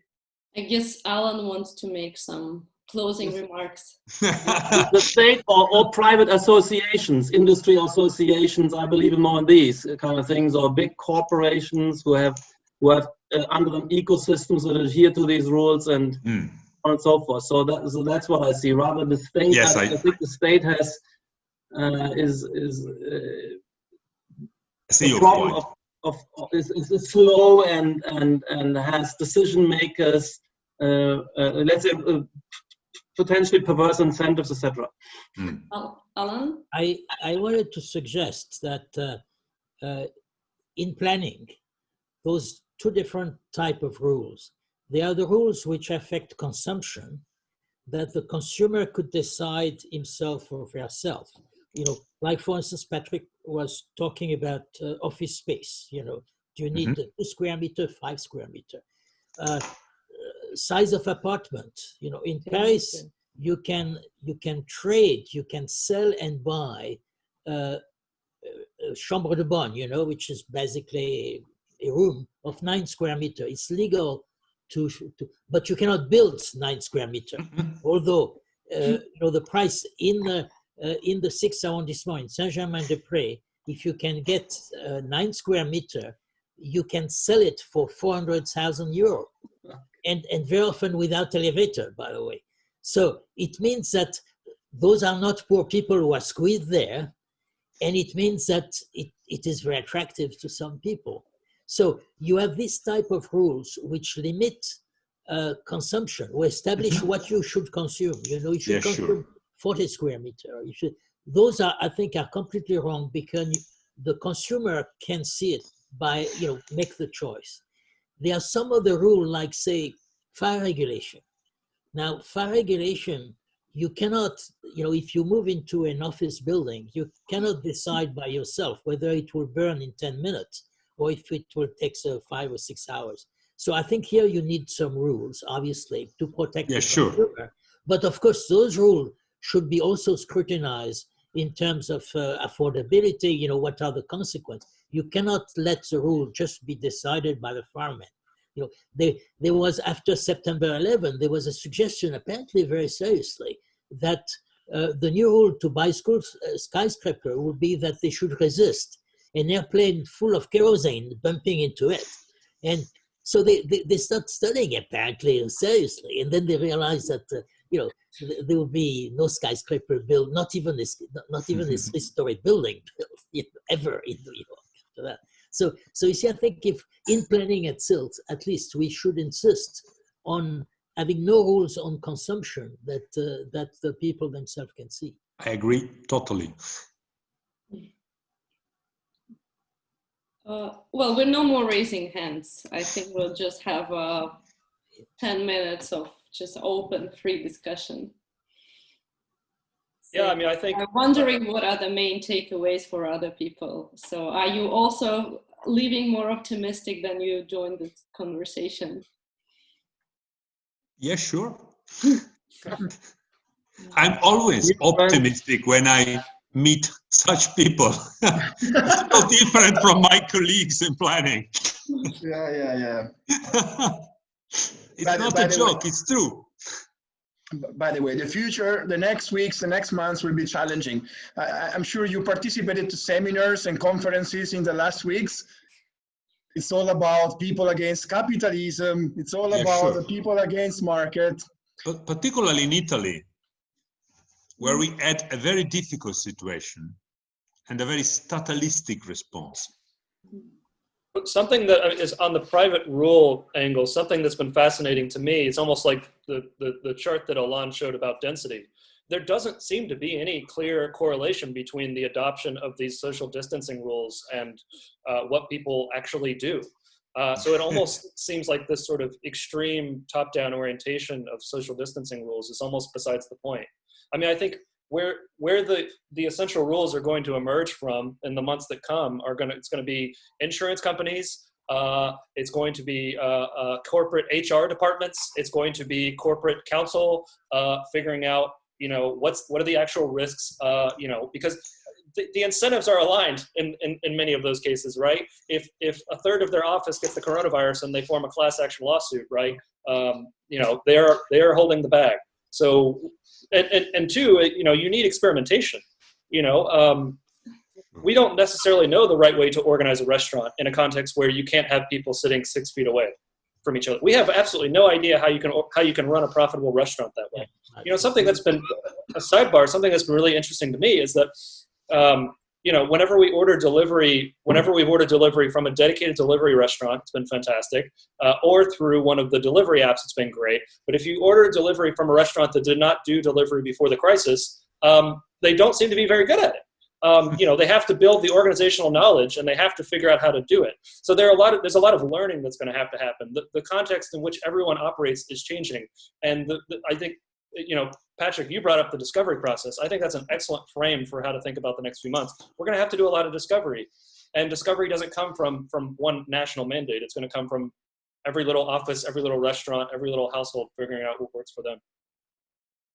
Yeah, you see now in restaurant, they started to have partition between table, plexiglass, transparent, and the people who are sitting around the table are from the same family. So they know no, it's so true. You cannot sit with one of you because we don't know. We need a partition. And you arrived at the restaurant in your car all together, and then you sit there and you have a plexiglass. The big things now in New Jersey, they are going back to driving movie. Okay. Yeah.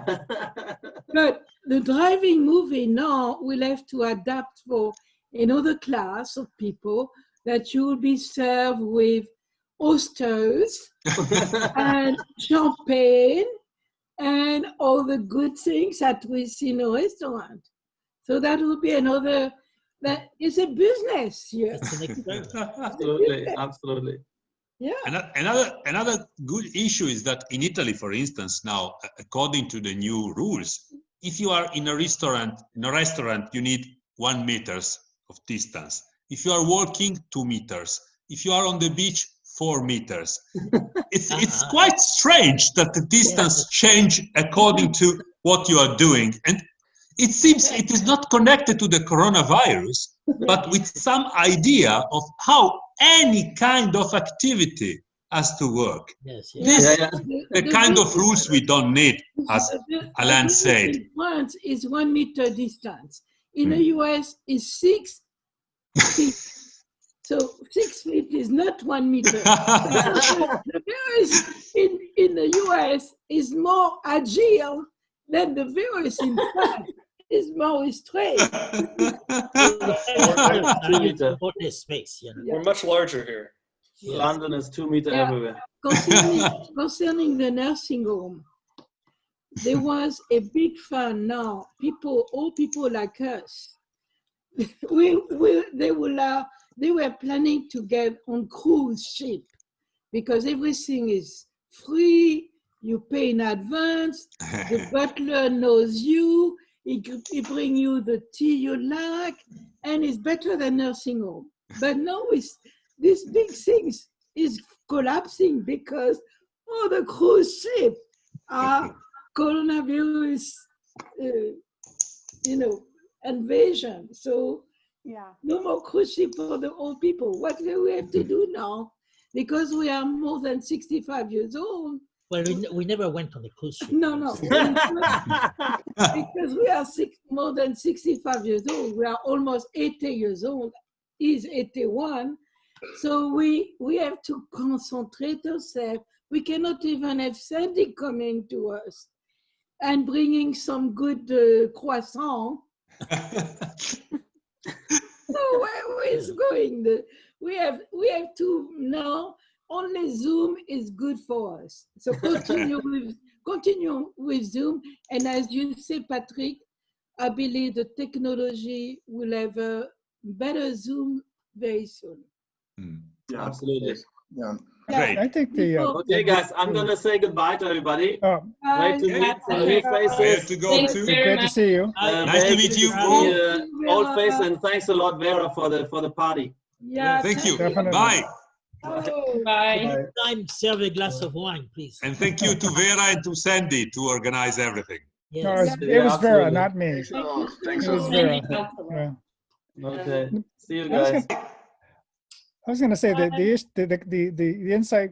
Are we ending now?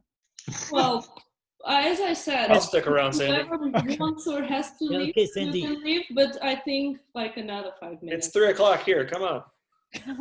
No, I was just going to say this question of where the leadership is going to come from. Who's going to set the style of these different standards, insurance companies and so forth. I was thinking, in the United States and elsewhere, entertainment and particularly sports and live concerts. This we're talking about huge portion of the economy. Let's take professional sports, and so they've been struggling and trying to find creative ways to restart that. And I think it's that may be where it comes from, particularly since sort of the working class. It sort of affects all different income levels and cultural levels, as baseball, football, whatever. And so whatever happens there may in fact become the standard. But the problem, of course, is that the governments immediately will want to set that standard for everybody. And make it uniform regardless of the situation. But it's something I hadn't thought of before, and it's interesting to try to predict where those standards will emerge and who will be the dominant party. To your point, Sandy, I'm curious, like Orlando, kind of like the downfall, because that's they have Disney, Universal, these clubs that depend on a ton of traffic and a ton of crowds. For economic sustainability and how they've lost all that. It's going to be really interesting to see how they innovate, try to stay afloat. Yeah, live performance, concerts, it's really problematic. And something I find very irritating too about the top-down sort of implementation of these rules is you tamper down on potentially better optimized rules emerging up. I mean, in our apartment building, so I live in an apartment building in downtown DC. We have a rooftop sort of garden area. When this thing first started, they immediately came up with an expedited cleaning plan, and they were going to have, the cleaning staff basically wipe down the tables and all the handrails and everything every day. I was going up there and working on the rooftop with some regularity. Some people were wearing masks. Everyone was pretty distant from each other. And then they institute this citywide closure of common areas for multifamily housing, and the rooftop closes. And here you had a case where you had an optimized sort of bottom-up rule set that gets squelched by this top-down rules, and now we have to go out walking or go to the park, which people are complaining about being overcrowded. Because even though I would much rather sit on our roof and have some drinks in the evening on the roof, now we have to go out to the park, potentially putting ourselves at greater risk. And no drink in a park. Yes, drink in the park. No drink. Well, According to law, you're not supposed to drink outside here, but everywhere in DC, people are drinking, and people are buying beers from local restaurants and taking them to the park.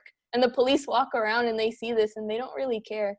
I think they're relaxing a lot of regulations as long as people are not next to each other. They don't really care anymore. Yeah. Okay. We did stop sharing our 1 bottle of vodka when we go to the park. So we're being safe. Bye. Everyone brings their own bottle. Yeah. Much safer. Good. Yes. So I think, I think it's time to finish. Okay, so bye. We have quoted a lot of Jane Jacobs today. Oh, Alan and Marie-Agnes left, I see. So I think it's, yes, that's exactly my point. I think people are already leaving, and we have been here for over 3 hours. So we have quoted a lot of Jane Jacobs today.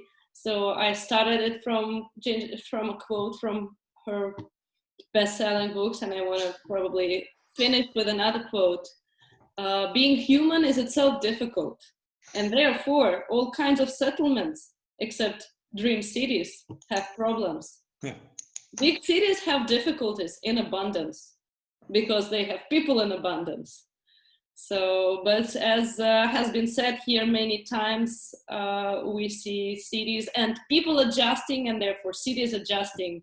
So I would rather, like, regarding what's now happening, I would rather to be more optimistic, call it a challenge, not a problem.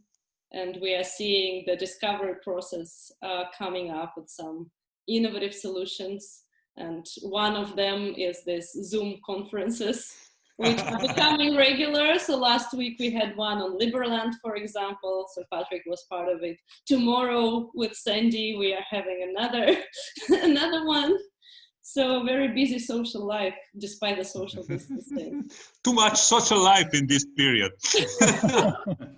Thank you, Vera, for Come back to more individualistic. I just want to make sure we thank Vera for initiating this and for executing this so well. Before. And Nolan, we only, I think, spoke on social networks. Yeah, it's very nice to meet you over Zoom. Meeting Katerina and Nolan, and very, very nice seeing people I've already known before. Thank you very much for joining. Thank you, Sandy, for helping to organize it, for inviting people. And enjoy the rest of the weekend. Thank you. Organizing, Vera. Bye. Thank you. Bye-bye. Thank you. Goodbye.